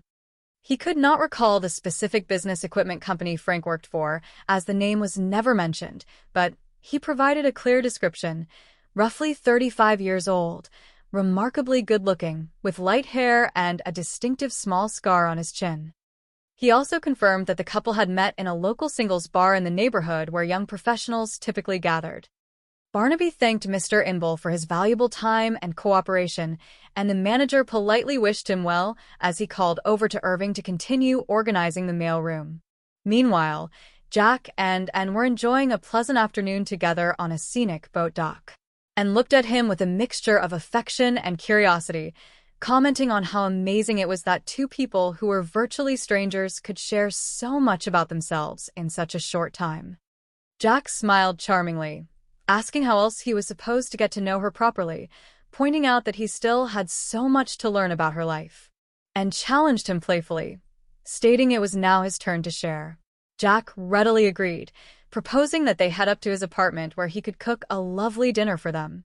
He joked that while he sat there counting every single beautiful freckle on her face, he would gladly regale her with tales of his supposedly sordid past. And laughed but quickly turned serious, asking Jack why he was genuinely so interested in the specific inner workings of the pharmaceutical company she worked for. She asked what he was truly after, besides her affection. Jack adopted a mock-serious expression, promising to be entirely earnest. He claimed that he was currently looking for a new job and was seriously considering applying to her company, noting that it would provide the wonderful benefit of being close to her every day. Anne was touched by the sentiment. Realizing she had left her sweater back on the boat, she offered to retrieve it, but Jack insisted it was no trouble at all, stating he knew exactly where it was and would get it for her. As Jack walked along the marina toward the boat, a voice suddenly called out to him from a nearby deck. A woman named Sheila Wiles stepped into his path, her eyes widening in surprise. She expressed her amazement at running into him again, addressing him directly as Frank. Jack froze for a moment, then forced a polite smile, admitting that he remembered her. He remarked that seeing her up here gave him quite a surprise. Sheila smiled knowingly, suggesting that she bet it did. Just then, and called out for Jack from down the walkway. Sensing the danger of his two worlds colliding, Jack quickly turned to Sheila and whispered an urgent request for her to play along. When and caught up to them, Jack smoothly introduced Sheila as an old friend and then turned to Sheila to introduce, and as his wife. Sheila was caught off guard but managed to maintain her composure, politely greeting, and Jack quickly concluded the awkward interaction, saying it was nice seeing Sheila again, and hurried and away, and looked at him with a puzzled expression, asking what that encounter was all about. Jack dismissed it easily, claiming that Sheila was not truly a close friend but rather an annoying pest. He apologized for the deception, explaining that he did not know how else to get rid of her quickly without claiming that they were married, and laughed softly, admitting she found it hard to believe, but she was amused by the quick thinking. Back on the deck, Sheila stood with her roommate, Connie Maxwell, watching Jack and walk away. Sheila laughed incredulously, telling Connie that she should have seen the look on the woman's face when Frank claimed she was his wife. She revealed to Connie that when Frank was originally romancing her, he had solemnly sworn that his wife was tragically confined to a wheelchair for life. Connie shook her head, suggesting they leave because she was beginning to feel like an unwelcome observer. Sheila stopped her, watching Jack closely as he walked toward a parked car. She noted the license plate number, repeating it aloud as P93, and remarked that it appeared Frank had changed his last name along with his stories. Later that evening, Barnaby Jones entered a dimly lit neighborhood singles bar, taking a seat at the counter. He politely requested a glass of milk from the bartender, who promptly served it with a friendly nod. Barnaby thanked him kindly, looking around the lively room. The bartender remarked that he had not seen Barnaby around the premises before. Barnaby smiled, admitting that he was currently making the rounds of the local establishments. He confessed he had no prior idea that there were so many singles bars in the city, describing it as a whole new world. The bartender chuckled, guessing that Barnaby must be having a difficult time finding what he was looking for. Barnaby conceded that point, but noted he was persistent. The bartender encouragingly told him to stick around, joking that if someone could not find luck in a place like this, they could not find it anywhere. Barnaby explained that he was actually trying to gather information about a young lady whose luck had tragically run out recently. The bartender's expression turned somber as he realized who Barnaby was referring to, calling her the jumper. He remarked that she was a very nice person who had her entire life ahead of her, shaking his head at how unpredictable life could be. Barnaby asked if the bartender happened to know the man she was supposed to marry, a fellow named Frank Miller. The bartender confirmed he knew him, describing Frank as a very nice-looking, tall gentleman around 35 years old with light brown hair and a distinct little scar on his chin. He recalled that Frank came into the bar every now and then, realizing now that Frank must have been involved with the poor girl as well. He remembered the exact night Frank had first asked him about her. The bartender observed that Frank was a completely different breed compared to the usual crowd that frequented such establishments. When Barnaby asked for clarification, the bartender explained that Frank was never merely interested in a woman's physical appearance. He focused on intelligence and targeted women who held excellent, stable jobs, much like the tragic young lady did. Barnaby asked why he formed that conclusion. The bartender replied that he figured Frank liked to accomplish two goals at once. Since Frank was some sort of traveling salesman, he seemed to exclusively pursue women with high-level positions in prominent companies. Barnaby asked if the bartender had any idea where Frank might be found currently. The bartender shook his head, stating he had not seen him since the night the young lady passed away. Barnaby asked if Frank was present in the bar on that specific night, and the bartender confirmed he was, though he was sitting alone. However, The bartender added with a knowing wink that he doubted Frank left the establishment alone that night. Overhearing the conversation from a nearby booth, Sheila Wiles stepped forward, playfully asking Barnaby if he was writing a biography about Frank Miller. Barnaby turned to her, asking if she knew the man. Sheila smiled mysteriously, stating that Frank had certainly been on her list of acquaintances once. She checked her watch, saying she needed to make a quick call, and stepped away for a moment. When she returned, she playfully addressed Barnaby as Silver Fox, asking if Frank had run off with his wife. Barnaby laughed gently, assuring her it was nothing like that, but explained that Frank could provide vital assistance with a legal case he was currently investigating. Sheila's interest was piqued when Barnaby revealed he was a private detective operating his own agency. She introduced herself as Sheila and asked if he had any idea where to find Frank. Barnaby admitted he was still searching, and Sheila admitted she did not know his exact location but hinted she might run into him unexpectedly. Barnaby handed her his business card, kindly asking her to request that Frank call him if their paths crossed. Sheila agreed to do so, watching the detective as he thanked her and departed. The next day, inside a quiet apartment, Frank was speaking urgently on the telephone, reviewing detailed security arrangements. He confirmed to the listener on the other end that there were video cameras installed in 11 key locations throughout the target facility. He explained that the outer alarm system was directly tied into a central monitoring station and that most of the highly valuable inventory was secured within a specialized vault. He admitted to his associate, McGee, that completing the task would not be easy, but promised to gather more specific details soon, telling him not to worry. As he hung up the phone, a knock sounded at the door.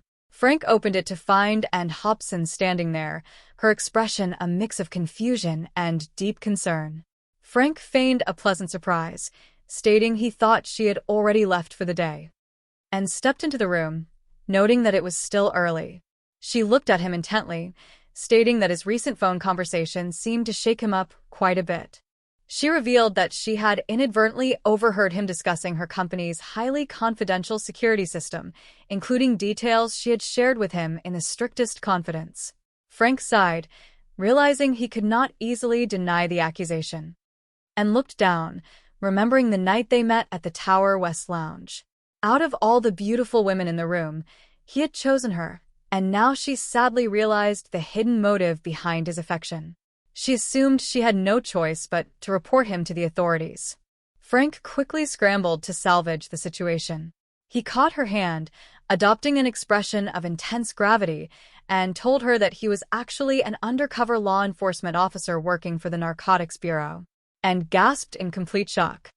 Frank explained that he was absolutely forbidden from revealing his identity previously, warning her that if she called the company or the police, his superiors would immediately remove him from the case and cancel the entire operation, and asked what operation he was referring to. Frank lied smoothly, claiming that the Bureau had received reliable intelligence indicating that Norlam Pharmaceuticals was going to be targeted for a major robbery within the next few days. He claimed the criminals were working with an accomplice inside the company, which was the exact reason he was sent undercover to get close to her and investigate, and shook her head, trying to process the overwhelming information, admitting she was completely shocked. Frank nodded sympathetically, stating he expected her to feel that way, and looked at him with heartbreak in her eyes, asking if everything that had happened between them was merely an artificial part of his official assignment. Frank stepped closer, looking directly into her eyes with rehearsed sincerity. He admitted that while the assignment was how their relationship began, it was certainly not how it was ending. He asked her if she truly believed his feelings were just part of the job after the beautiful time they had shared. He apologized for the deception, explaining that he had to change into his civilian clothes to meet his law enforcement contact immediately to avoid getting into trouble with his superiors. He promised to explain every detail to her that evening, adding that he would completely understand if she never wished to see him again. However, he left her with a stern warning, reminding her that they were dealing with dangerous individuals involved in illegal narcotics. He emphasized that if she revealed his identity to anyone at her company, she would completely compromise his cover, which would make him a dead man. Terrified for his safety, and solemnly promised that she would not tell a single soul. Later that afternoon, Barnaby Jones visited the local police precinct to speak with the lead detective on the diamond robbery case. He inquired if the lieutenant had encountered a young woman named Laura Enders during the investigation of the Simca diamond robbery. The lieutenant recalled her, describing her as a very nice girl with an absolutely spotless record, noting she did not even have a single traffic ticket to her name. Barnaby pointed to the official case file, noting that the thieves possessed precise knowledge of exactly where to disable the security alarms, allowing them to enter and exit the premises in under 6 minutes. The lieutenant asked what Barnaby was implying. Barnaby pointed out that Laura had worked faithfully at the company for 15 long years, and it was highly unlikely she suddenly became a criminal accomplice on her own. He suggested that her sudden suicide shortly after the crime pointed to something far more sinister. The lieutenant admitted that the police found the timing suspicious as well, but explained that the homicide division had thoroughly investigated the suicide angle and concluded there was absolutely no evidence of foul play or external involvement. The lieutenant stood up, stating he had to return to his duties, but encouraged Barnaby to contact him immediately if he discovered any concrete evidence.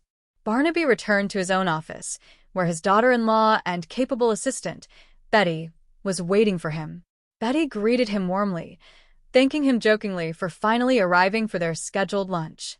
Barnaby apologized, explaining he was running late for another meeting. Betty smiled, telling him not to worry about it. She noted that he had left San Diego at 11 o'clock that morning and asked what had delayed him so long. Barnaby explained that a large truck had unfortunately overturned on the freeway, causing traffic to back up for miles. Betty offered him a fresh tuna fish salad she had ordered for him. Barnaby thanked her genuinely, praising her for never letting him down. He asked what valuable information she had gathered in exchange for the fine meal. Betty proudly revealed that she had successfully located the exact motel in San Diego where Frank Miller and Laura had stayed, an establishment called the Edgecombe. She explained that Barnaby's idea to use the zip code on the back of the altered postcard had paid off perfectly, as she found a local postman who recognized the building from the picture. Barnaby asked if she discovered anything else. Betty shared that she had shown a photograph of Laura to the motel manager, who positively identified the couple, noting they had registered under assumed names. Barnaby asked if there was anything unusual about their stay. Betty reported that the manager described Laura as appearing deeply frightened most of the time, keeping entirely to herself. Barnaby inquired about Frank's whereabouts during that period, and Betty revealed that Frank left the motel after the first few days and never returned, effectively abandoning her there. Barnaby nodded thoughtfully, realizing that the devastating heartbreak of abandonment provided a clear emotional context for the tragedy, but he suspected there was still more to the story. Meanwhile, back at the marina, Frank was surprised by another visit from Sheila Wiles. He told her that he was just getting ready to head out, asking playfully if she was trying to make him miss an important appointment. Sheila smiled knowingly, stating that he would definitely want to hear what she had to say, specifically concerning a certain private investigator who had been searching for him all over the city. Frank's demeanor hardened as he asked which private detective she meant. Sheila revealed the name as Barnaby Jones, mentioning that he had been visiting all the neighborhood singles bars asking questions about him. Frank quickly asked if she had revealed his whereabouts. Sheila laughed, asking if he was kidding and reminding him what friends are for, though she teased that she might tell the detective where he lived if he did not treat her well. Frank realized he could no longer deceive her. He sighed, admitting there was no point in trying to kid her. He brought up the young woman, and whom Sheila had seen him with earlier. Sheila mockingly referred to her as his wife, noting happily that she seemed to have made a miraculous recovery from her alleged wheelchair confinement. Frank's expression turned genuinely sad for a brief moment as he revealed that his actual wife had tragically passed away 8 months ago. Sheila softened slightly, offering her sincere condolences. Frank explained that and was actually a married woman and guessed that the detective named Jones was likely someone her husband had hired to track her down. Sheila accepted the explanation, noting that it was always wiser to avoid unnecessary trouble when one could avoid it. She asked Frank to mix her another drink, which he gladly agreed to do. Frank announced that he was going to cancel his plans for that evening, stating that everything between him and was completely over anyway. Sheila smiled skeptically, stating she did not quite believe him. She playfully suggested that they could share his time, allocating Tuesdays, Wednesdays, and Thursdays for Anne, and reserving the rest of the week entirely for herself. Frank took her hands, looking at her with intense focus, and promised that it was going to be just the two of them from now on, just like old times. He revealed that he had some highly important business concluding within the next couple of days, and as soon as it was finished, they would leave the city together. He asked her how a vacation to Acapulco sounded to her. As Frank turned to pour the drinks, Sheila's eyes wandered to his desk, where a collection of detailed blueprints and security diagrams was spread out. She looked at the drawings of armed guards and complex alarm systems, suddenly remembering a major robbery that had occurred at a prominent company where she used to work. She looked at Frank in shock, realizing aloud that he was the one responsible for that crime. Frank quickly tried to downplay the discovery, asking her not to believe something so wild, claiming the papers were merely a standard floor plan for a company he was legitimately doing business with. Sheila shook her head, recalling how the police had continuously questioned the employees about who could have possessed such specific knowledge about the guards and alarms. She admitted she had dismissed the thought at the time, assuming Frank was simply an overly curious salesman who liked to know everything about everyone. Frank's tone turned cold as he remarked that it was a great pity she did not keep ignoring her suspicions. Sheila told him not to worry, assuring him she had no intention of informing the authorities and even offered to assist him with his plans. Frank walked toward her, stating quietly that he had always managed perfectly well by himself. Sheila smiled, stepping closer, stating that they would now be working closely together as partners. Frank agreed with a hollow smile, remarking quietly that it would certainly be an interesting experience.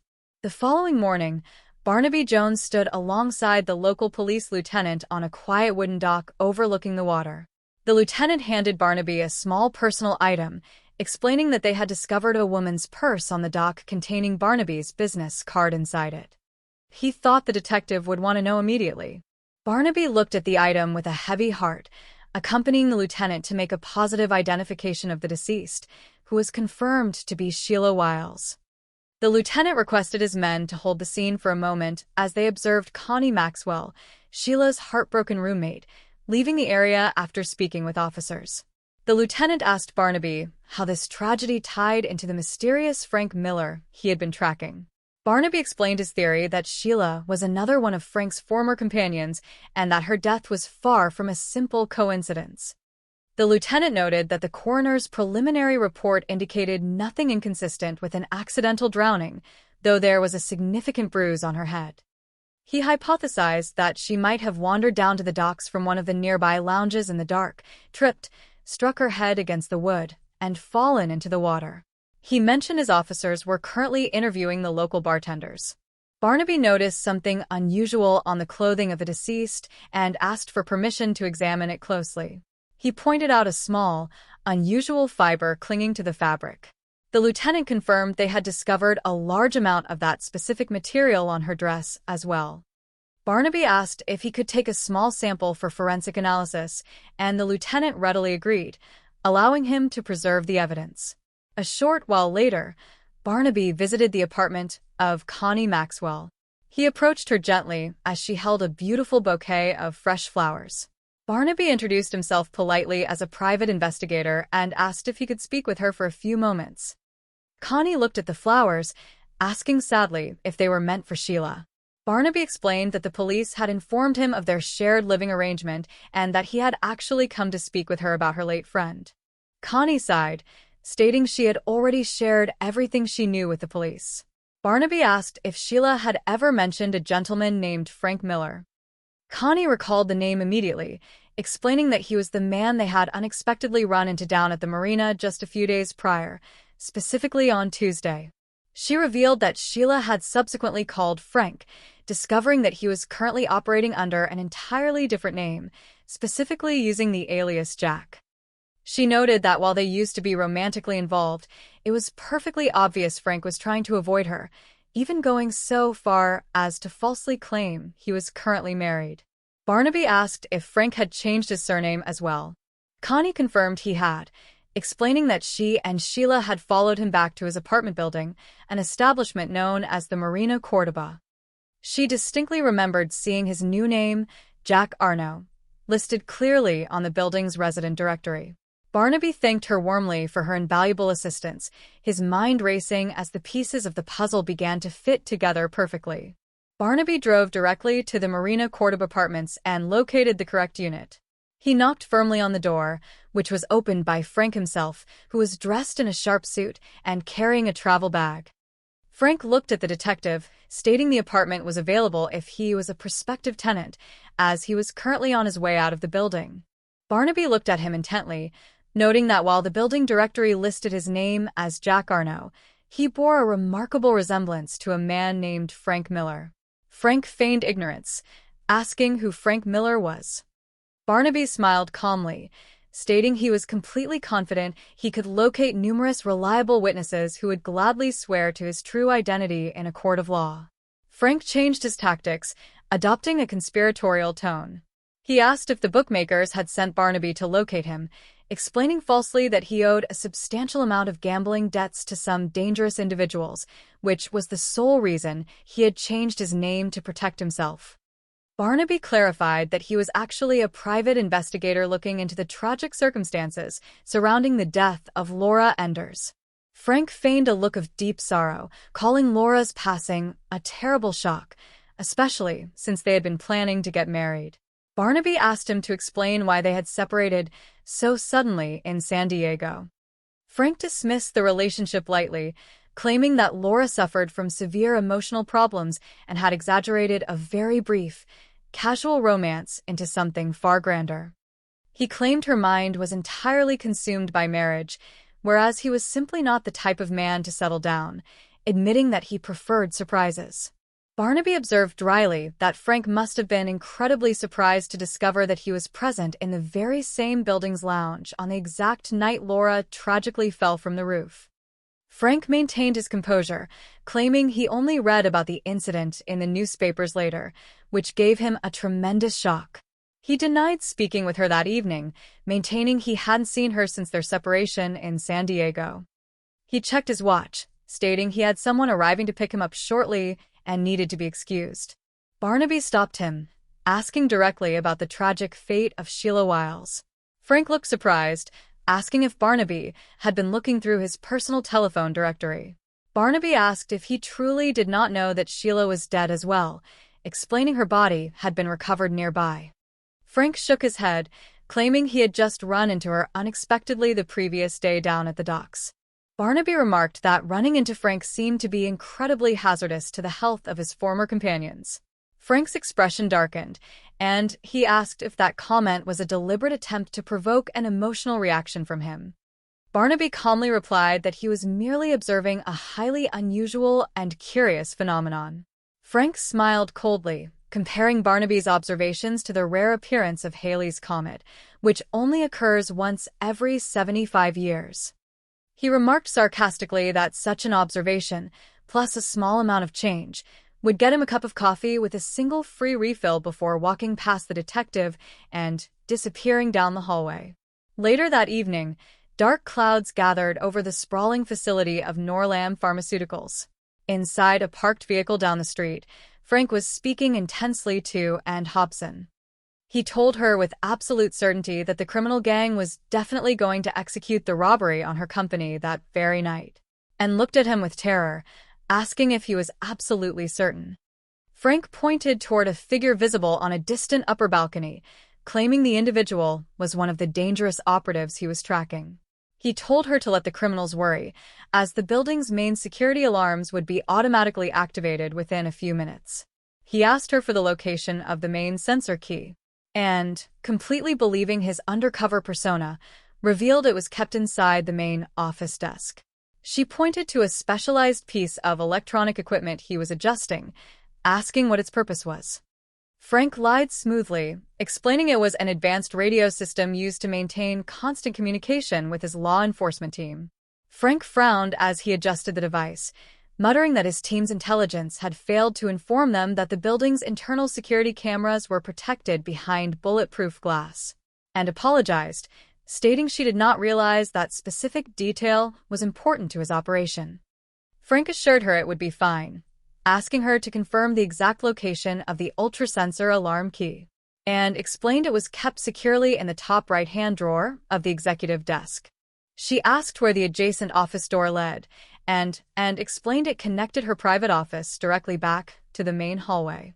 Frank nodded, telling her it was time to move, and offered to wait for him in the vehicle, but Frank instructed her to return home immediately, warning her the operation could take several hours and promising to call her as soon as it concluded safely. He looked at her with rehearsed tenderness and implored him to be careful, confessing she could not bear it if anything terrible happened to him. Inside the quiet building, the evening security guards, Pete and Ted, were completing their final rounds and walked through the main lobby, heading toward the exit. Pete greeted her politely, noting they were just preparing to lock up the facility for the night, and smiled warmly, explaining she simply had some remaining paperwork to clean up before leaving. She wished them both a pleasant night. Ted confirmed to Pete that the perimeter was secure, and Pete proceeded to activate the main security alarm system. As Anne walked down the darkened corridor toward the exit, a gentle voice suddenly called out to her from the shadows. Barnaby Jones stepped forward into the dim light and gasped, startled by his sudden appearance. Barnaby apologized sincerely, stating he did not mean to frighten her, but explained he had been waiting patiently for the opportunity to speak with her regarding an urgent matter. He introduced himself fully as a private investigator, presenting his official credentials, and looked at the identification skeptically, stating that such documents could be easily counterfeited, and politely asked to be excused as she attempted to walk past him. Barnaby stopped her with a single, serious question, asking her how well she truly knew the man who called himself Jack Arno, and responded defensively, stating that her personal relationships were entirely none of his business. Barnaby adopted a grave tone, stating that in that event, he would get directly to the critical facts. He revealed that two young ladies, Laura Enders and Sheila Wiles, had both previously dated a gentleman named Frank Miller, the very same man who currently called himself Jack Arno, and froze, listening intently.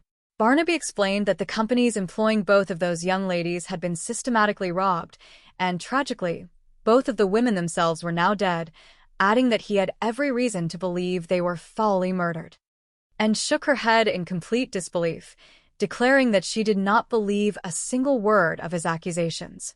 Suddenly, a sharp beep echoed from the security console in the main guard room. Pete noticed a discrepancy on the monitors, calling out to Ted that something unusual had happened to the video feed originating from the executive office. He instructed Ted to investigate the anomaly immediately, and Ted confirmed he was on his way. Inside the executive office, Frank was hastily securing the stolen narcotics and valuables into a duffel bag. Hearing footsteps, he spun around, drawing a weapon as Barnaby and entered the room. Frank leveled the gun at them, warning Barnaby that if he dared to touch the telephone, he would be a dead man. He commanded them to move away from the door and stand firmly against the wall, and looked at Frank with profound heartbreak and horror, realizing the absolute truth of Barnaby's warnings. She cried out, asking what was wrong with him. Frank looked at her with a cold, ruthless sneer, stating that she had made a monumental mistake by returning to the office tonight. Just then, the security guards burst through the door with their weapons drawn. Frank spun around, but Barnaby acted with remarkable swiftness, lunging forward to disarm him. The guards quickly secured Frank, pulling his arms behind his back. Barnaby commanded the guards to call the police immediately, addressing the defeated criminal firmly by his true name, Arno.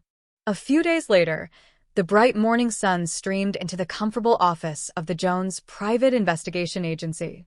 Miss Andrews sat across from Barnaby, her expression filled with a deep sense of relief and peace that had been absent for a very long time. Barnaby smiled gently, observing that Jack Arno's full written confession had successfully brought justice and clarity, helping to ease her heavy burden. He expressed his sincere happiness that Laura's sister could finally possess total peace of mind, knowing with absolute certainty that her own harsh words had not driven Laura to take her own life. Betty, who was pouring fresh coffee for their guest, agreed wholeheartedly, stating she was truly glad for Miss Andrews. And Hobson, who had also stopped by the office to express her gratitude, sighed softly, admitting with a touch of embarrassment that she felt incredibly foolish for allowing herself to be so completely deceived by the criminal's charms. Barnaby chuckled softly, his eyes twinkling with gentle humor as he looked at the young woman. He told her to look at the situation from a broader, historical perspective. He joked that if Eve hadn't been terribly foolish about Adam in the very beginning, humanity might never have discovered the wonderful joy of applesauce, and blinked in confusion, smiling as she asked what he meant. Barnaby smiled warmly, winking at Betty as he added with a chuckle that they might never have enjoyed a fine glass of apple cider either, bringing a cheerful round of laughter to the room as they celebrated the triumph of truth and new beginnings. The lonely victims. The evening air inside the dimly lit lounge was thick with the low murmur of conversations, the clinking of glasses, and the soft, rhythmic blues melody drifting from the corner speakers. It was the kind of place where people came to lose themselves, or perhaps to find someone who could help them forget the burdens of the day. At the bar, two men sat watching the room with practiced eyes. One was the bartender, Alf, a man whose hands were as clever as his mind was sharp, a true fountain of local information. Beside him sat Jack, a handsome man of about 35 years with light brown hair and a tiny, almost imperceptible scar on his chin. He possessed an easy charm, the kind that could make a stranger feel like an old friend within a matter of minutes. Jack leaned closer to the counter, nodding slightly toward a quiet corner booth. He asked about the girl sitting alone, wondering what her story was. Alf glanced over, polishing a glass with a clean white cloth. He explained that her name was Luella, a frequent customer who worked upstairs in one of the mail rooms. Jack listened, but his eyes quickly drifted away. He was looking for someone else, someone with a different kind of presence. His gaze landed on another young woman sitting a few feet away. She carried herself with an understated elegance, her attention focused on her surroundings, but entirely unaware of the predatory interest she was drawing. Jack nudged Alf, pointing her out and making a playful comment about whether she modeled swimsuits. Alf laughed softly, correcting him. He whispered that she modeled lingerie and worked for a major pharmaceutical corporation in the city. She usually dropped by on Fridays, managing administrative tasks for the big drug firm. Jack smiled, thanking Alf for being such an incredible source of knowledge. He ordered a refill of scotch and water, making it a matching set, and decided it was time to make his move. He approached the woman's table with 2 glasses in hand. The young woman looked up, slightly surprised, and mentioned that she was just about to leave.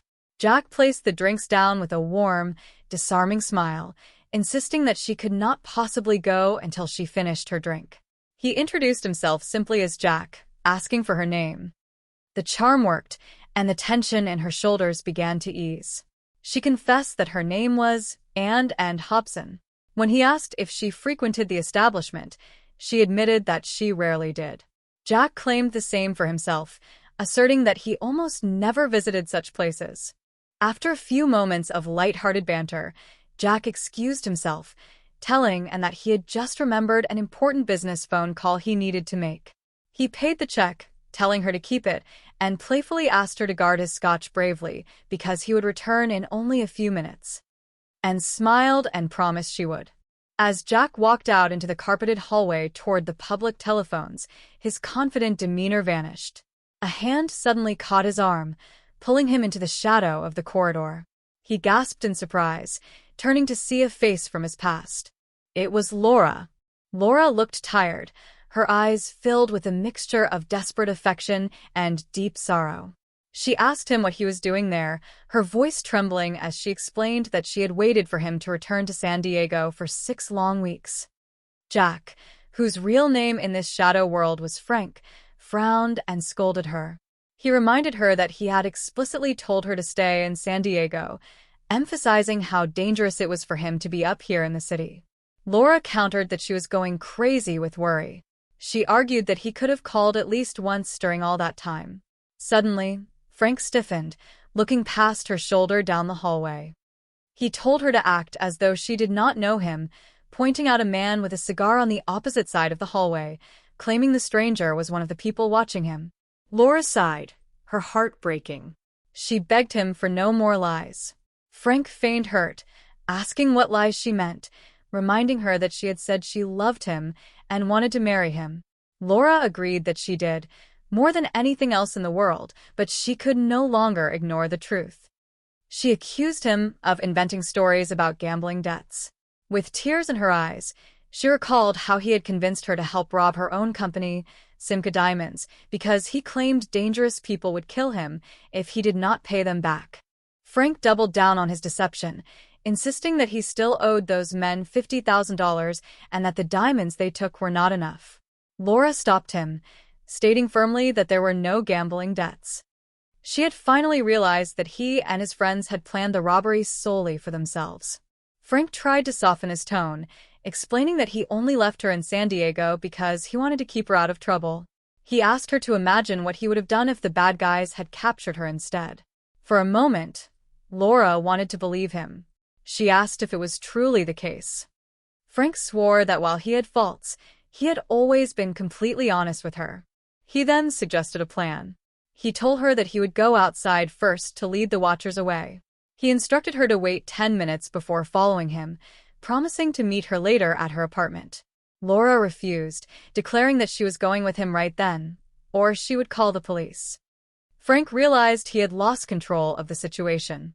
He looked at her coldly, stating that she should have stayed in San Diego, his voice carrying a chilling, unspoken threat.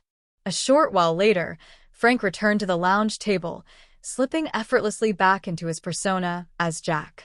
He apologized to Anne for taking so long. They resumed their conversation, and Anne revealed that she worked as an administrative assistant at Norlam Pharmaceuticals.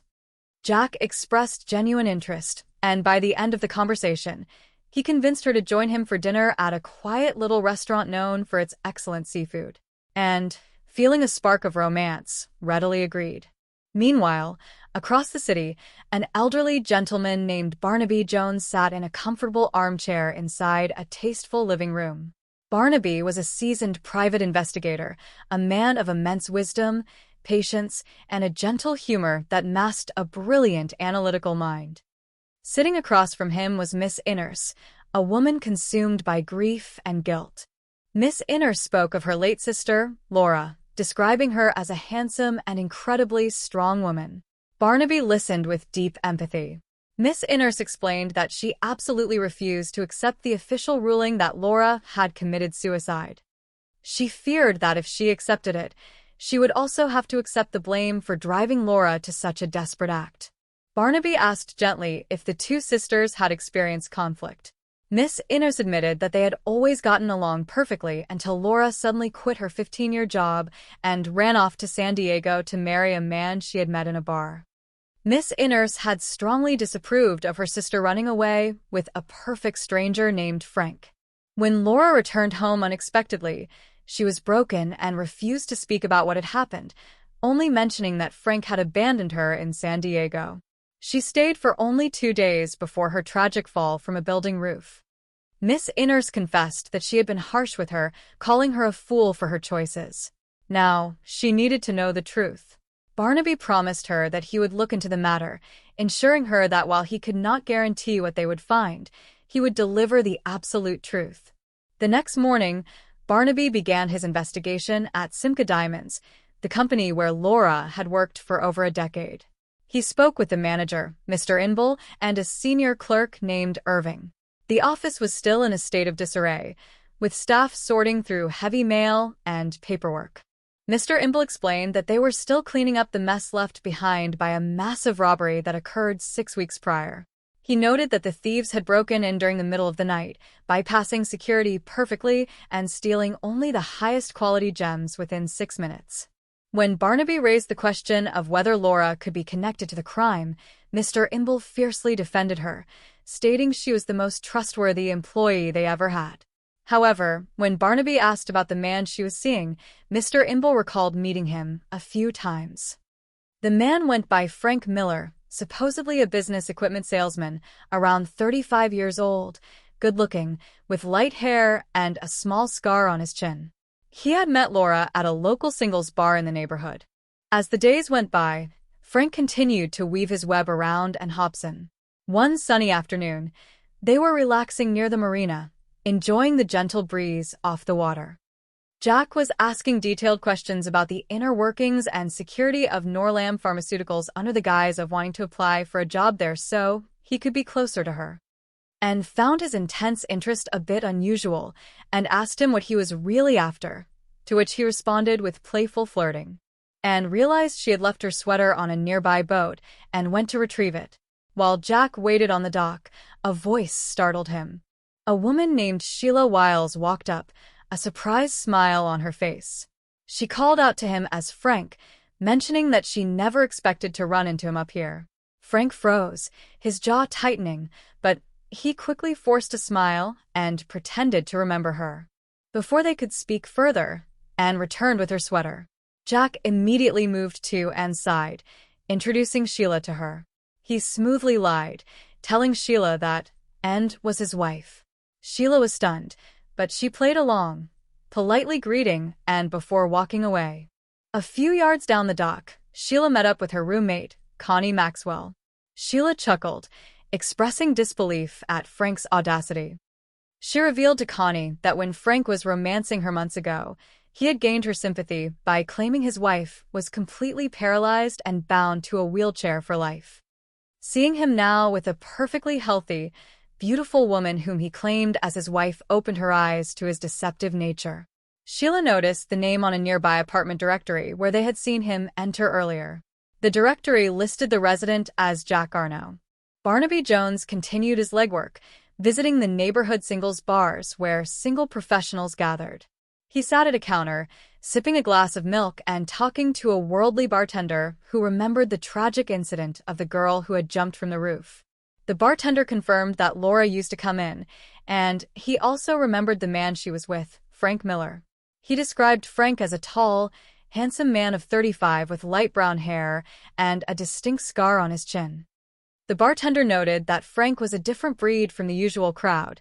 He wasn't merely looking for superficial beauty. Instead, Frank targeted smart women who held stable, high-paying positions in established companies. He seemed to like killing two birds with one stone. While Barnaby was gathering these details, Sheila Wiles, who was sitting nearby, overheard the conversation. She approached Barnaby, intrigued by his questions. When Barnaby revealed that he was a private detective investigating a case, Sheila smiled playfully, giving him her name and suggesting that she might be able to help him locate Frank, as she had a feeling she might run into him again soon. Barnaby handed her his business card and asked her to have Frank call him if she saw him. Sheila, realizing she held valuable leverage, decided to pay a visit to Jack Arno's apartment at the Marina Cordoba. Inside the apartment, Frank was on the telephone with an accomplice named McGee, discussing the intricate layout of Norlam Pharmaceuticals. He mentioned that the facility had video cameras in 11 key locations and an outer alarm system tied directly to a central monitoring station. He noted that the most valuable materials were kept in a special vault, making it a difficult target that would require more time and detail. He hung up hastily when Sheila knocked and let herself in.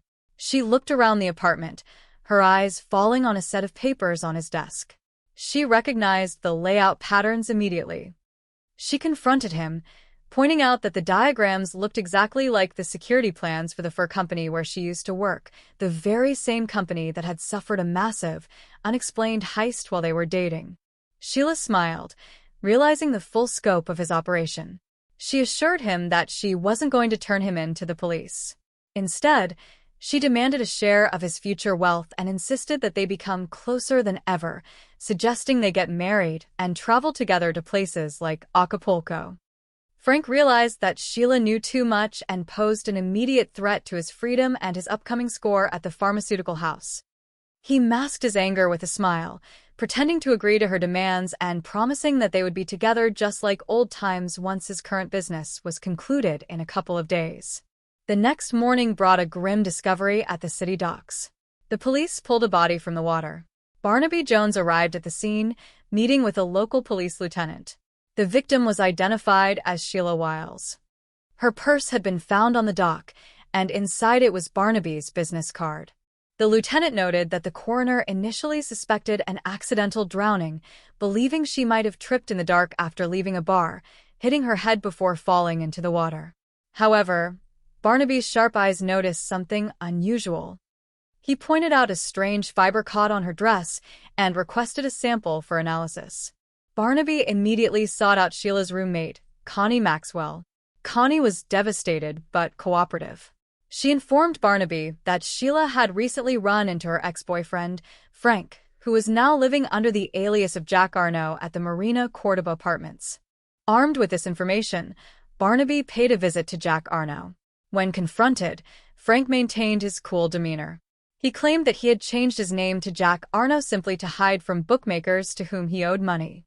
He downplayed his relationship with Laura, claiming she was mentally unstable and had exaggerated a very minor romance because she was obsessed with marriage. He denied seeing Laura on the night she died and expressed shock at the news of Sheila's death, claiming he had only bumped into her briefly the day before.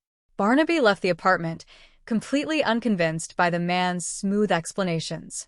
With the pressure mounting, Frank decided to accelerate his plans for the Norlam Pharmaceuticals robbery. He met with Ann Hobson, who was visibly upset. She had overheard him discussing security details on the phone earlier and accused him of using her to gain confidential information about her company's security systems. Frank, displaying a masterful level of manipulation, feigned absolute honesty. He took her hands and fabricated a brilliant lie. He confessed to her that he was actually an undercover officer working for the Narcotics Bureau. He explained that his intense questioning was part of a major operation to protect her company, as they had reliable information that Norlam was going to be targeted by a major drug ring involving an inside plant. Anne was shocked and confused. She asked if their entire romantic relationship had merely been part of his assignment. Frank looked into her eyes with simulated sincerity, telling her that while it began as a job, his feelings for her had become entirely real. He warned her that if she told anyone about his presence, she would blow his cover and put his life in grave danger. And, deeply moved and wanting to protect the man she loved, promised to keep a secret. Frank then asked her for specific details to finalize his protection plan. He inquired about the main ultrasensor alarm key, trusting him completely, and revealed that the sensor key was kept in the top right-hand drawer of the desk in the executive office. Frank told her to head home early that evening, claiming he would handle the rest and call her when the operation was safely concluded. As night fell over the city, the office building of Norlam Pharmaceuticals grew quiet, and Hobson prepared to leave, walking through the main lobby. The security guards, Pete and Ted, were completing their rounds and preparing to turn on the main alarm systems. As Anne walked out into the cool night air, a figure stepped out from the shadows to greet her. It was Barnaby Jones. Anne was startled and tried to excuse herself, but Barnaby insisted on speaking with her. He showed her his identification and laid out the terrifying truth. He explained that two other women, Laura Enders and Sheila Wiles, had both dated the exact same man under the name of Frank Miller. He revealed that the employers of both women had been robbed, and both women were now dead. Anne shook her head, refusing to believe that the charming Jack Arno could be a thief and a murderer. But Barnaby's steady, earnest tone began to pierce through her denial. Inside the building, Pete the security guard noticed something wrong on the monitor screens. The camera feed from the executive office had suddenly gone completely dark. Realizing an intrusion was underway, he moved quickly to investigate. Back in the executive suite, Frank was busy unlocking the main security vault, using the details he had gathered. Suddenly, the door opened, and Anne walked in, followed closely by Barnaby Jones. Frank turned around, his eyes narrowing as he realized his cover was blown. He reached into his jacket, warning them that touching the phone would make them dead. He ordered them against the wall, his charming facade completely replaced by the cold desperation of a trapped criminal. He accused Anne of making a fatal mistake by returning to the office. Before he could take another step, the bright beams of flashlights flooded the room from the hallway. The police, whom Barnaby had alerted in advance, rushed through the doors with their weapons drawn. They ordered Frank to drop his weapon and raise his hands. Within moments, the man who had called himself Frank Miller and Jack Arno was securely handcuffed and led away by the authorities. A few days later, tranquility returned to the office of Barnaby Jones. The sun shone brightly through the window as Barnaby sat enjoying a quiet moment with his associate, Betty. Betty remarked on how wonderful it was that Jack Arno's full confession had finally brought closure to so many people. She noted that Laura's sister could finally find true peace of mind, knowing with absolute certainty that her own harsh words had not driven Laura to take her own life, but rather that Laura had been the victim of a calculated criminal plot. Barnaby smiled gently, expressing his genuine happiness for the family. Betty looked down, admitting that she still felt a bit foolish for how easily people could be deceived by a charming face. Barnaby chuckled, his eyes twinkling with his characteristic light-hearted humor. He told her not to feel too bad about it, suggesting that if Eve hadn't been a little foolish about Adam in the garden, humanity might never have invented wonderful things like applesauce or delicious apple cider. Betty laughed, the warmth of the moment filling the room as they looked forward to brighter days ahead.